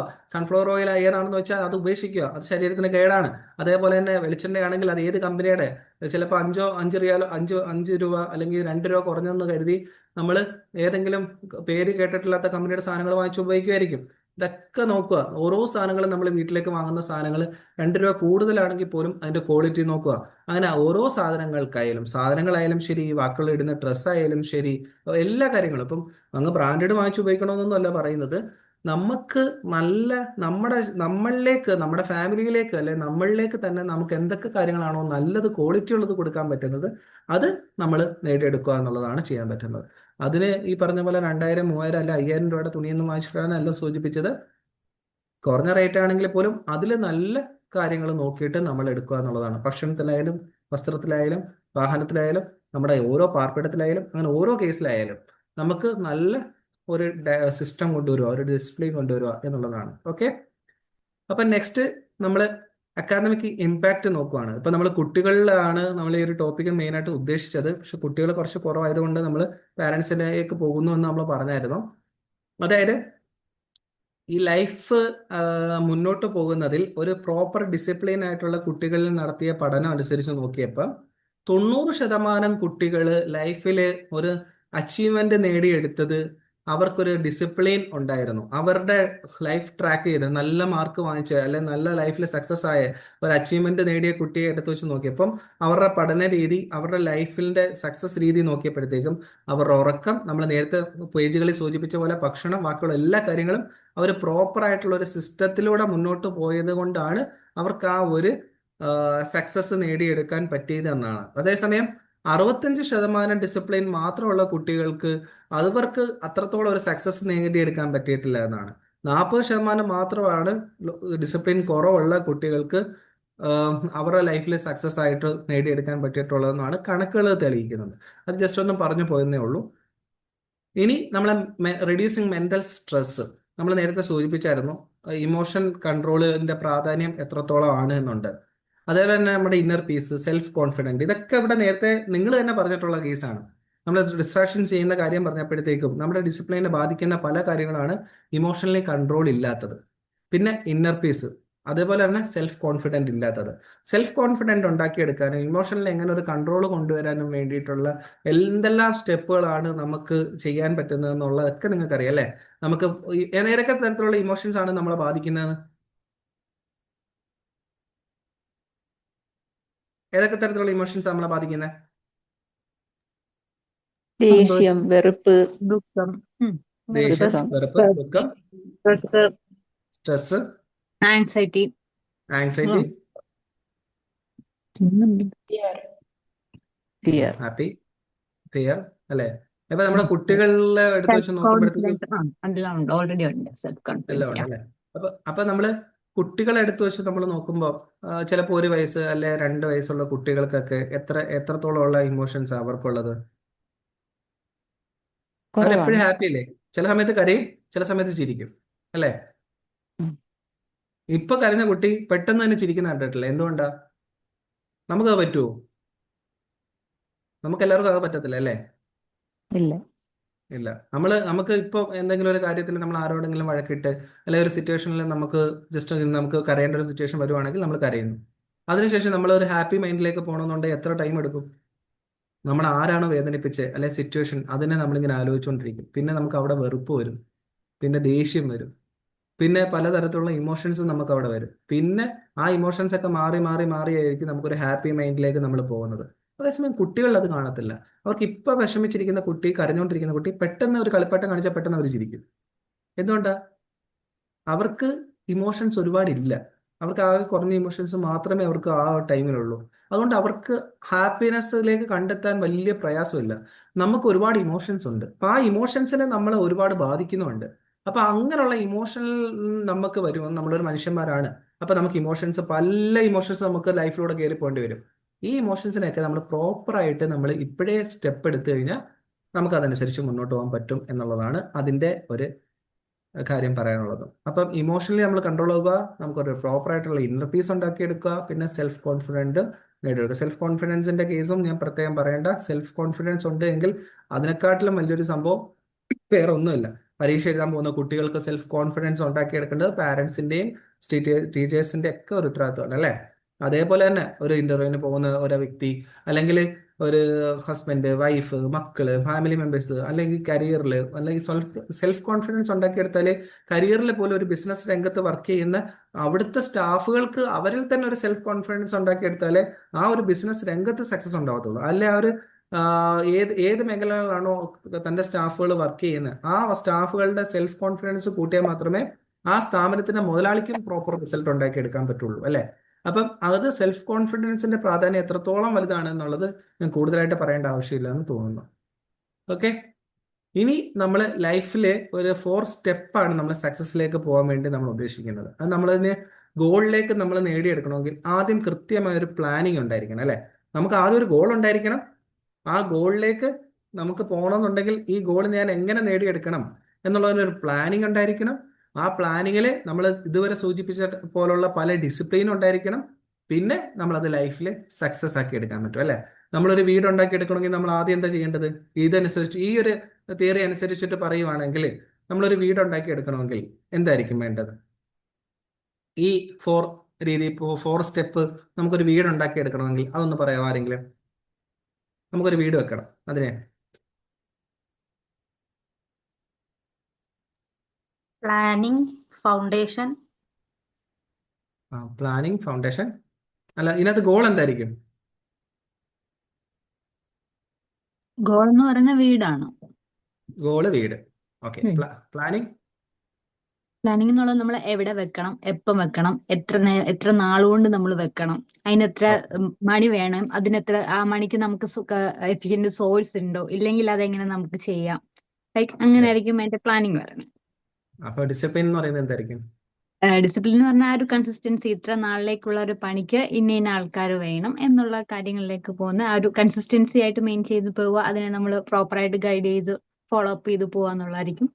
അപ്പൊ വിക്ടറി വിക്ടറി എന്ന് പറയുന്നത് നമുക്ക് ആ ഒരു ഫൈനലി നമ്മൾ നമ്മുടെ ഗോളിൽ എത്തുന്ന സെഷൻ ആ ഒരു ആയിരിക്കാം. ആ ഒരു സിറ്റുവേഷൻ അല്ലേ? യെസ്, യെസ്, താങ്ക് യു, ഒരു thank happy you so much. Moment അത് നമ്മൾ കംപ്ലീറ്റ് ചെയ്ത് കഴിഞ്ഞിട്ടുള്ള നമ്മൾ ആ ഒരു ഹൗസ് വാമിങ് കഴിഞ്ഞ് നമ്മൾ കയറുമ്പോൾ നമ്മുടെ ഉള്ളിലുള്ള ഒരു happiness feel that's yes, I think so. Thank you ma'am. ഈ സൂചിപ്പിച്ചത് തന്നെയാണ്, അതായത് ഒരു ഗോള് ഉണ്ടെന്നത്. ഇപ്പൊ നമ്മൾ അതിന് ഉദാഹരണം പറയുകയാണെങ്കിൽ ഈ പറഞ്ഞത് തന്നെ എടുത്ത് പറയാം. ഒരു വീട് വേണമെന്നുണ്ടെങ്കിൽ ആദ്യം നമുക്ക് വീട് വേണം, എനിക്കൊരു വീട് വെക്കണം, എനിക്ക് 2028 എനിക്ക് വീട് വേണം എന്നുള്ള ഒരു പ്ലാനിങ്, ആദ്യം ഒരു ഗോൾ വേണം. അത് ഇനി പ്ലാനിങ് എന്ന് പറയുന്നതാണ് മാം സൂചിപ്പിച്ച പോലെ, എവിടാണ് എനിക്ക് വസ്തു ഉണ്ടോ, അല്ലെങ്കിൽ എനിക്ക് ലാൻഡ് ഉണ്ടോ, ഉണ്ടെങ്കിൽ അത് ഇന്ന സ്ഥലത്താണോ, അല്ലെങ്കിൽ അത് എവിടെ വാങ്ങണം, അത് എത്ര സ്ക്വയർ ഫീറ്റ് വീടായിരിക്കണം, അത് എങ്ങനത്തെ വീടായിരിക്കണം എന്നുള്ള മറ്റു കാര്യങ്ങൾ, അതിന്റെ ബഡ്ജറ്റ് എത്ര വേണം, അതേപോലെ തന്നെ അത് എത്രത്തോളം പാർട്ടായിട്ട് തിരിക്കാൻ പറ്റും, ലോൺ എടുക്കണോ, അല്ലെങ്കിൽ ക്യാഷ് ഉണ്ടോ, അല്ലെങ്കിൽ ക്യാഷ് എങ്ങനെ കണ്ടെത്തണം, അങ്ങനെയുള്ള ഓരോ കാര്യങ്ങളാണ് ആ പ്ലാനിങ് എന്ന് പറയുന്നത്. ഡിസിപ്ലിൻ അത് എപ്പോഴാണ് ഞാനത് വെക്കുന്നതിലോട്ട് പോകുമ്പോൾ, ഇപ്പൊ കൺസിസ്റ്റൻസി പറഞ്ഞില്ലേ, ഇപ്പൊ ഈ ഒരു ടൈം എന്ന് പറഞ്ഞാൽ മഴയാണ്, ഈ ഒരു സമയത്ത് വീട് വെച്ച് കഴിഞ്ഞാൽ ചിലപ്പോൾ അത് വീടിനെ കുറച്ച് ഇതായിട്ട് ബാധിക്കും, അപ്പൊ അത് കുറച്ചും കൂടെ ഒന്ന് വെയിറ്റ് ചെയ്യണം, അല്ലെങ്കിൽ അങ്ങനെയൊക്കെ ഉള്ള ഡിസിപ്ലിൻ നമുക്ക് ആ ആൾക്കാരെ കണ്ടെത്തിയിട്ട് അതിന്റെ ക്യാഷ് അറേഞ്ച് ചെയ്തിട്ട് അതിനൊരു പ്രോപ്പർ സമയത്ത് തന്നെ കൃത്യമായിട്ട് ചെയ്യുക. അല്ലെങ്കിൽ ഇന്ന് ഫൗണ്ടേഷൻ കിട്ടി, പിന്നെ കുറച്ചാൾ കഴിഞ്ഞാൽ 6 മാസം കഴിഞ്ഞിട്ട് അടുത്ത സ്റ്റെപ്പ് എടുക്കുന്നു, അത് കഴിഞ്ഞ് കുറച്ചാൾ കഴിഞ്ഞിട്ട് അതിന്റെ അടുത്ത പില്ലർ വെക്കുന്നു, അങ്ങനെയൊക്കെ മുന്നോട്ട് ജസ്റ്റ് പോകുമ്പോഴത്തേക്കും പ്രോപ്പർ ഡിസിപ്ലിൻ ഇല്ലെങ്കിൽ അതിന്റെ റിസൾട്ട് തന്നെ ബാധിക്കും. പിന്നെ വിക്ടറി എന്ന് പറയുന്നത് ഓൾറെഡി മാം സൂചിപ്പിച്ചത് തന്നെയാണ്. അപ്പൊ ഈ ഓരോ പോയിന്റും വളരെ കൃത്യമായിട്ട് രീതിയിൽ സഹായ മാം സൂചിപ്പിച്ചു. അപ്പൊ അതിനകത്ത് കൂടുതൽ പോയാൽ വേണ്ട, പിന്നെ ടൈമും കുറഞ്ഞു. അതുകൊണ്ട് ആ ഒരു പേജ് നിങ്ങൾക്ക് ക്ലിയർ ആയെന്ന് വിചാരിക്കുന്നു. പിന്നെ എപ്പോഴും പറയാറുള്ളത് പോലെ തന്നെ നമ്മുടെ പാരന്റ് എന്ന് പറയുന്ന ഒരു വളരെ പ്രധാനപ്പെട്ട ഒരു കാര്യമാണ്. നമ്മൾ പാരന്റിങ് സെഷനിലൊക്കെ നമ്മൾ ഒരുപാട് കേട്ടിട്ടുള്ളതുമാണ്, ഞാൻ തന്നെ പല സെഷൻസും എടുത്തിട്ടുള്ളതാണ്. അപ്പൊ അതിലേക്ക് ഒരുപാട് പോകുന്നില്ല. പാരന്റ്സ് എപ്പോഴും നമ്മുടെ മക്കൾക്ക് ഒരു മാതൃകയാകണം, അതിനൊരു റോൾ മോഡൽ ആകണം. മക്കൾ എങ്ങനെ മുന്നോട്ട് വളരണം എന്ന് കണ്ട് പഠിക്കുന്നത് പാരന്റിൽ നിന്നാണ്, അല്ലെങ്കിൽ പാരന്റ്സ് ആണ് അവരുടെ പ്രോപ്പറായിട്ട് കീപ്പ് ചെയ്ത് മുന്നോട്ട് പോകേണ്ടത്. അപ്പൊ അതിന് വേണ്ടിയിട്ടുള്ള കാര്യങ്ങൾ നോക്കുക, അവർക്ക് പ്രോപ്പറായിട്ട് സപ്പോർട്ട് കൊടുക്കുക. നമ്മുടെ മക്കളെയും നമ്മളെയും ഇന്നിപ്പോ നമ്മൾ സെഷനിൽ സൂചിപ്പിച്ച പല കാര്യങ്ങളുണ്ട്.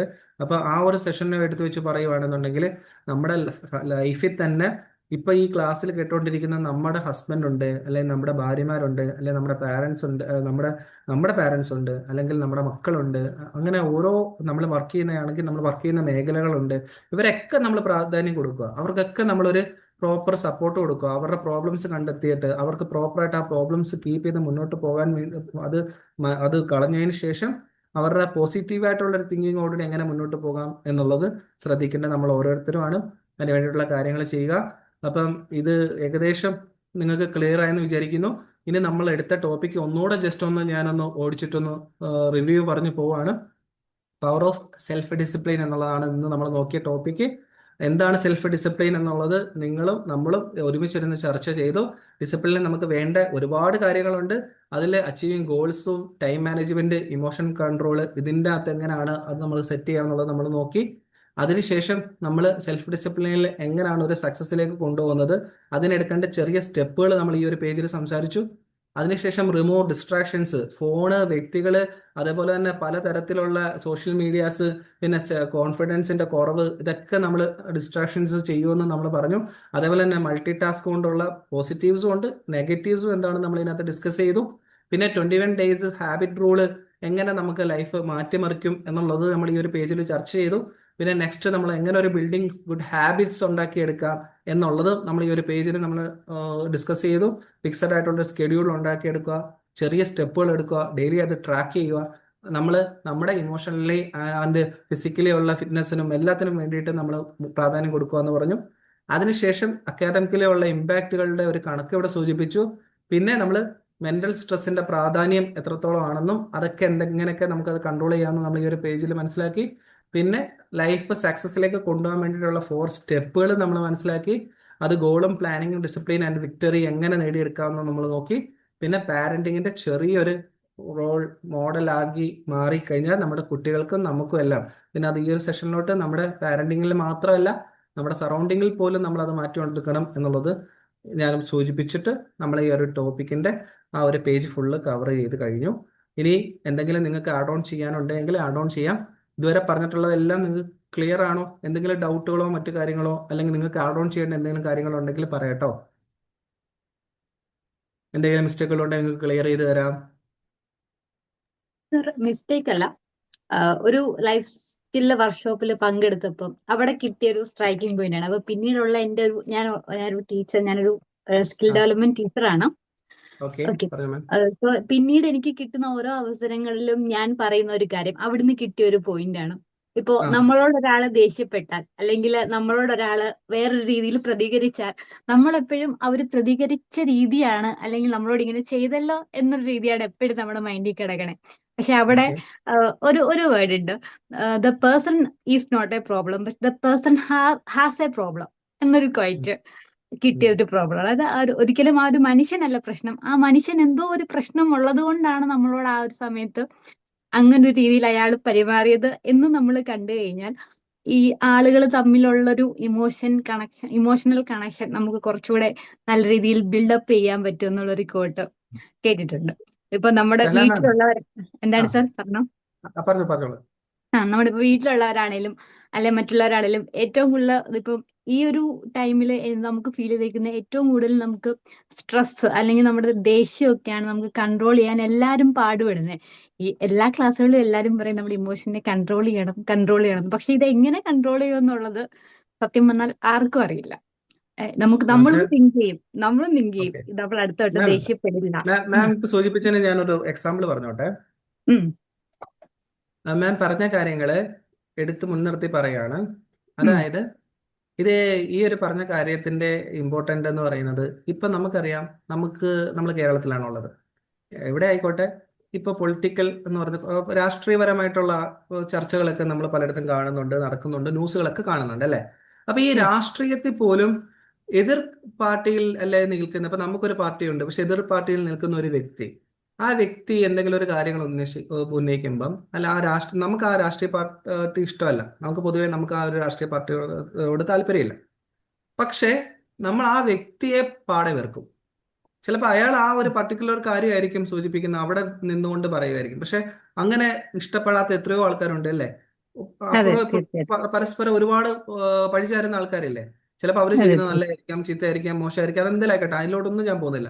പക്ഷെ ആ വ്യക്തിയെ അദ്ദേഹത്തിന്റെ ഒരു തീരുമാനത്തിൽ ഒരു എന്തെങ്കിലും ഒരു കാര്യങ്ങൾ അദ്ദേഹം പറയുന്നതിൽ വെച്ചിട്ട് ആ വ്യക്തിയെ തന്നെ പൂർണ്ണമായിട്ടും നമ്മൾ തെറ്റിദ്ധരിക്കുന്ന അല്ലെങ്കിൽ വെറുക്കുന്ന ഒരു സ്വഭാവമുണ്ട്. അത് രാഷ്ട്രീയത്തിൽ മാത്രമല്ല, അത് ഇന്നത്തെ കാലത്ത് നമ്മൾ നോക്കുമ്പോൾ മതത്തിലുണ്ട്, ബാക്കിയുള്ള ഒരുപാട് കാര്യത്തിലുണ്ട് അല്ലെ. ഈ സിനിമ മേഖലകളിൽ പോലും വർക്ക് ചെയ്യുന്ന ആൾക്കാർ അവരുടെ അഭിപ്രായം പറയുമ്പോഴത്തേക്കും അതുവരെ വർഷങ്ങളോളം അവരെ ഇഷ്ടപ്പെട്ട വ്യക്തികൾ ആ ഒരൊറ്റ തീരുമാനം അല്ലെങ്കിൽ പേഴ്സണലി അവരൊരു അഭിപ്രായം പറഞ്ഞതിന്റെ പേരിൽ അവരെ പാടെ വെറുക്കുന്ന ആൾക്കാരുണ്ട് അല്ലെ. അപ്പൊ അവിടാണ് മാം ഈ പറഞ്ഞ ഒരു കോട്ട് ഞാൻ എടുക്കുന്നത് ഇങ്ങോട്ട്. കാരണം അവർക്ക് ഓരോരുത്തർക്കും ഇൻഡിവിജ്വലി അവരൊരു പേഴ്സൺ ആണ്, അവർക്ക് അവരുടേതായിട്ടുള്ള സിറ്റുവേഷൻസ് കാണും, അഭിപ്രായങ്ങൾ കാണും, എല്ലാം കാണും. ആ ഒരു പർട്ടിക്കുലറിൽ പെരുമാറുന്ന എന്തെങ്കിലും ഒരു കാര്യത്തിനെ മുൻനിർത്തി ആ വ്യക്തിയെ നമ്മൾ വെറുക്കുന്നത് സ്വാഭാവികമായിട്ട് ഇന്നത്തെ ഈ ഒരു കാലത്തിൽ നമ്മൾ കാണുന്ന ഒരു സംഭവമാണ്. അതെല്ലാവരും മനസ്സിലാക്കുക എന്നുള്ളത് മാമിന്റെ കൂടെ മാം പറഞ്ഞ പോയിന്റ് ഞാൻ എടുത്ത് മുൻനിർത്തി ഞാൻ ഇവിടെ സൂചിപ്പിക്കുന്നു. Thank you Shana ma'am, value ആയിട്ടുള്ള ഒരു പോയിന്റ് ഷെയർ ചെയ്തത്. Okay Anas G. പറഞ്ഞു സാറേ. ഓക്കെ, ഞാൻ ആദ്യം ഒരു ചോദ്യം ചോദിച്ചിട്ട് പിന്നെ ഞാൻ 1-2 കമന്റ്സ് പറയാം. ചോദ്യം ചോദിക്കുന്നതിന്റെ ഉദ്ദേശം ഞാൻ അടുത്തത് പറയാനേ വേണ്ടിയിട്ടുള്ളതാണ്, അതല്ലാതെ ഉടക്കി ചോദ്യമൊന്നും അല്ല കേട്ടോ. എല്ലാവർക്കും നമ്മുടെ നാട്ടിലവർക്ക് വന്നിട്ട് ഇങ്ങേരി ചോദിക്കുമ്പോൾ എന്തോന്നോ അതിന്റെ പിന്നിലുണ്ടെന്നതൊക്കെ. ഞാൻ ആദ്യം അനാസ് ജി, നിങ്ങളുടെ റെഗുലർ ആയിട്ടുള്ള ഫുൾ ടൈം ജോബ് എന്തോന്നാണ്? എത്ര മണിക്കൂർ വർക്ക് ചെയ്യുന്നത്? എന്റെ റെഗുലർ ആയിട്ടുള്ള ഫുൾ ടൈം ജോബ് എന്ന് പറയുന്നത്, ഞാനൊരു കോസ്മെറ്റിക്സ് കമ്പനിയിലെ ഫാക്ടറി മാനേജർ ആയിട്ടാണ് ഇവിടെ വർക്ക് ചെയ്യുന്നത്, സൗദി അറേബ്യയിൽ. ഓക്കെ. അപ്പൊ ഇവിടെ മാനേജർ ആയതുകൊണ്ട് എനിക്ക് ഒരു പ്രോപ്പർ ടൈം ഇല്ല കമ്പനിയിൽ. മീൻസ് വർക്കിംഗ് മാനുഫാക്ചറിങ് കമ്പനി ആയതുകൊണ്ട് അവിടെ ഒരു പ്രോപ്പർ ടൈം ഉണ്ട്. പക്ഷെ എനിക്ക് എന്റെ ഇഷ്ടത്തിന് വരാം പോകാം. എങ്കിലും ഞാൻ ഈ ഒരു സെൽഫ് ഡിസിപ്ലിന്റെ ഭാഗമായിട്ട് കമ്പനിയിൽ ഒരു പ്രോപ്പർ ടൈം ഞാൻ കീപ്പ് ചെയ്യുന്നുണ്ട്. ഈ ക്ലാസ് ഇപ്പൊ ഞാൻ എടുക്കുന്ന ഈ വെബിനാർ പോലും എൻ്റെ ഓഫീസിൽ ഇരുന്നിട്ടാണ് ഞാൻ ക്ലാസ് എടുക്കുന്നത്. ഇതിന് എത്ര സമയം ഞാൻ ഇവിടെ സ്പെൻഡ് ചെയ്തോ അതനുസരിച്ച് ഞാൻ ഈ കമ്പനിയിൽ എൻ്റെ ടൈം ഞാൻ എക്സ്ട്രാ, ഇപ്പൊ എനിക്ക് 8 മണിക്കൂറാണ് ഡ്യൂട്ടി എങ്കിൽ ഞാൻ 10 മണിക്കൂറെങ്കിലും കമ്പനിയിൽ സ്പെൻഡ് ചെയ്യും. അത് വെറുതെ ഇരുന്ന് സ്പെൻഡ് ചെയ്യല്ല, കമ്പനിയുടെ വർക്കും കാര്യങ്ങളൊക്കെ പ്രോപ്പറായിട്ട് മുന്നോട്ട് കൊണ്ടുപോകുന്നുണ്ട്. അതാണ് സാറ് ചെയ്ത്. ഓക്കെ, ഇതിന് ഞാൻ ഈ ചോദിച്ചതിന് ഇതിന്റെ പർപ്പസ് ഉണ്ടായിരുന്നു. അതാണ് ഈ മിക്കവരും ഈ ടോക്കില് ഒന്നിൽ പറയാൻ വിട്ടുപോകുന്നത് അല്ലെങ്കിൽ അവർ ഓർക്കാത്തത്. നിങ്ങൾക്ക് റെഗുലർ ആയിട്ട് ഒരു ജോബ് ഉണ്ട്, ആൻഡ് ദാറ്റ് വൺ അതാണ് നിങ്ങളുടെ main source of income. That is main source of income. അങ്ങനെ ഉള്ളപ്പോൾ എല്ലാവർക്കും 24 മണിക്കൂറേ ഉള്ളൂ, നിങ്ങൾക്ക് 24 മണിക്കൂറേ ഉള്ളൂ. Yes. ട്രംപിനും 24 മണിക്കൂറേ ഉള്ളൂ, റോട്ടിലുള്ള ഒരു ഭിക്ഷക്കാരനും 24 മണിക്കൂറേ ഉള്ളൂ. Okay. അപ്പോഴേ ഈ വെബിനാർ നടത്തണം എന്നുള്ളതും നിങ്ങൾ കുറെ വെബിനാറിൽ കൂടെ കുറെ ക്ലാസ്സുകൾ പഠിച്ചു എന്ന് പറയുമ്പോൾ അതിന്റെ പിന്നിലുള്ള അതാണ് ആദ്യം ഓർക്കേണ്ടത്. എന്നാണ് സെൽഫ് മോട്ടിവേഷൻ എന്ന് പറഞ്ഞൊരു വാക്കുണ്ട്. നമ്മൾ ഈ സെൽഫ് ഡിസിപ്ലിൻ ഇതെല്ലാം പറയുന്നതിന് മുമ്പ് ആദ്യം ഓർക്കേണ്ടത് സെൽഫ് മോട്ടിവേഷൻ ഉണ്ടെങ്കിൽ സെൽഫ് ഡിസിപ്ലിൻ വരും. സെൽഫ് മോട്ടിവേഷൻ ഇല്ല എന്നുണ്ടെങ്കിൽ ഈ ഡിസിപ്ലിനെ കുറിച്ച് ഒരു 100 ടോക്ക് കേട്ടാലും ശരി എവിടെയും വരാൻ പോകുന്നില്ല. നിങ്ങൾ സെൽഫ് മോട്ടിവേറ്റഡ് ആണ്. That is why you are able to find time. ആ മോട്ടിവേഷനാണ് നിങ്ങൾ ലീഡ് ചെയ്യുന്നത്. അതില്ല. നല്ലൊരു ശതമാനം പിള്ളേർക്ക് വന്നിട്ട് എന്തുകൊണ്ടാണ് ഈ നീറ്റിനൊക്കെ പറഞ്ഞു വിടുന്നു? അവർക്ക് അതിലൊരു മോട്ടിവേഷൻ ഇല്ല. അവരുടെ പാരൻസിന്റെ ആവശ്യത്തിനാണ് പോകുന്നത്. When they are not self motivated then they won't. ആ ഡിസിപ്ലിൻ എല്ലാം സെൽഫ് മോട്ടിവേറ്റഡ് തന്നെ താനെ വരും. ഇനി ഒരു റിയൽ എക്സാമ്പിൾ കൂടെ പറഞ്ഞാൽ നിർത്താം. അതായത് ഈ പാഷൻ എല്ലാം വരുന്നത്, സെൽഫ് മോട്ടിവേഷൻ വരുന്നത് പാഷൻ ഇല്ലാതെ ഒരാൾക്കും വരത്തില്ല അധികം. അപ്പോഴങ്ങനെ ആ self motivation is most important thing. പ്രേംനസീറിന് ആ പേര് കേട്ടില്ലാത്തൊരാരും കാണത്തില്ല ഇതിനകത്ത്. ഞാൻ ഈ പ്രേം നസീറിൻ്റെതിന് അതിന് കുറെ റിസർച്ച് ചെയ്തതാണ്, എൻ്റെ പുറകെ പോയതാണ്. 700 സിനിമ അഭിനയിച്ചു ആ പീരീഡിൽ. 700 സിനിമ റെക്കോർഡാണ്. ഒരു ഹീറോ ആയിട്ട് 1000 സിനിമ ജഗദീഷ് കുമാർ അഭിനയിച്ചു, പക്ഷേ ആസ് എ ഹീറോ ആയിട്ടോ ഇതായിട്ടല്ല. ഇത് പ്രേം നസീർ 700 സിനിമയിൽ 100 സിനിമ ഷീലയുമായിട്ട് മാത്രം തന്നെയാണ്. അപ്പോൾ എങ്ങനെ ഇത് സാധിച്ചു അത് ഞാൻ അറിയാനായിട്ട് എൻ്റെ out of curiosity Sreekumaran Thampi എന്ന് പറഞ്ഞ് നിങ്ങളെ കേട്ടാണ്. ശ്രീകുമാരൻ തമ്പി ഗാനരചയിതായിരുന്നു, ഡയറക്ടറായിരുന്നു, പ്രൊഡ്യൂസറായിരുന്നു. ഞാനൊരു 20 കൊല്ലത്തിന് മുമ്പ് അവിടെ നാട്ടിൽ വന്നിരുന്നു. മനസ്സിലായി? അതെ അതെ. അപ്പൊ അല്ല, ഇരിക്കുന്നവർ ഇരുന്നാ മതി കേട്ടോ, താല്പര്യമുള്ള ഇരുന്നാ മതി. നമ്മൾ ഈ ടൈം എന്ന് പറഞ്ഞാൽ ഇതിൽ ഇങ്ങനെ ഒരു അൺലെസ് പ്രോഗ്രാം സ്കെഡ്യൂൾഡ് ആണെന്നുണ്ടെങ്കിൽ നിർത്തണം. സ്കെഡ്യൂൾഡ് അല്ല എന്നുണ്ടെങ്കിൽ ഞാൻ സൂചിപ്പിച്ച വേറെ കൊണ്ടല്ല, ചിലപ്പോ ഇവരൊക്കെ ഓക്കെ ആയിരിക്കും, പക്ഷെ ഇനി ഈ വെബിനാർ സൂം ആയിട്ട് വേറെ ആൾക്ക് ക്ലാസ് ഉണ്ടോന്നൊന്നും എനിക്ക് അറിയില്ല. അതുകൊണ്ടാണ് ഞാൻ അല്ല, അത് നിങ്ങൾ അത് അറിയണം. ആദ്യം ചെയ്യേണ്ടത് അതാണ് അറിയേണ്ടത്, before you start a program. അപ്പോൾ അതിന്റെ ഈ മറ്റേ ശ്രീകുമാരൻ തമ്പിടുത്ത് ഞാൻ ചോദിച്ചു നേരിട്ട് കണ്ടപ്പോൾ, പ്രേംനസീറിനെ കുറിച്ച് കുറെ കാര്യങ്ങൾ പറയാമോ, എങ്ങനെയാണ് ഇത്രയും സിനിമ അഭിനയിക്കാൻ പറ്റിയത്? പുള്ളിയും കുറെ സിനിമ ഡയറക്ട് ചെയ്തിട്ടുണ്ട് പ്രേംനസീറിനെ വെച്ച്.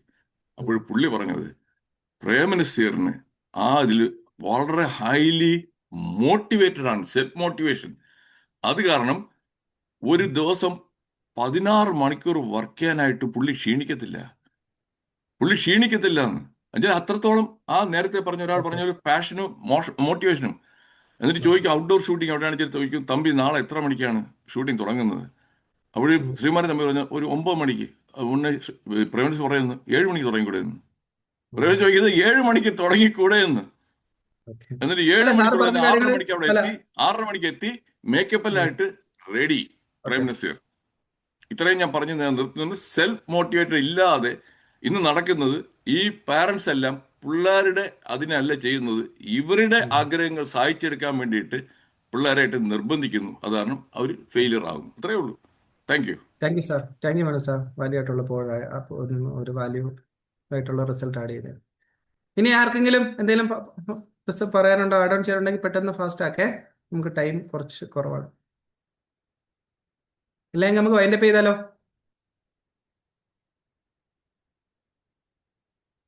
ഓക്കെ അല്ലേ? ജസ്റ്റ് ചാറ്റിൽ മെസ്സേജ് തരാം കേട്ടോ. ഓക്കെ, അപ്പൊ താങ്ക് യു സാർ. വളരെ നല്ലൊരു സെഷൻ ആയിരുന്നു കേട്ടോ സാർ. വളരെ ഉഷാറായിട്ട് സെഷൻ മുന്നോട്ട് പോയി.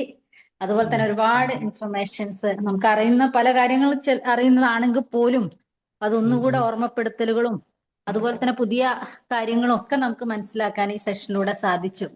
ഒരുപാട് സന്തോഷം, സ്നേഹം, നന്ദി. താങ്ക് യു സിന മാം. അതുപോലെ തന്നെ എനിക്ക് ഈ ഒരു അവസരത്തിൽ എനിക്ക് പറയാനുള്ളത്,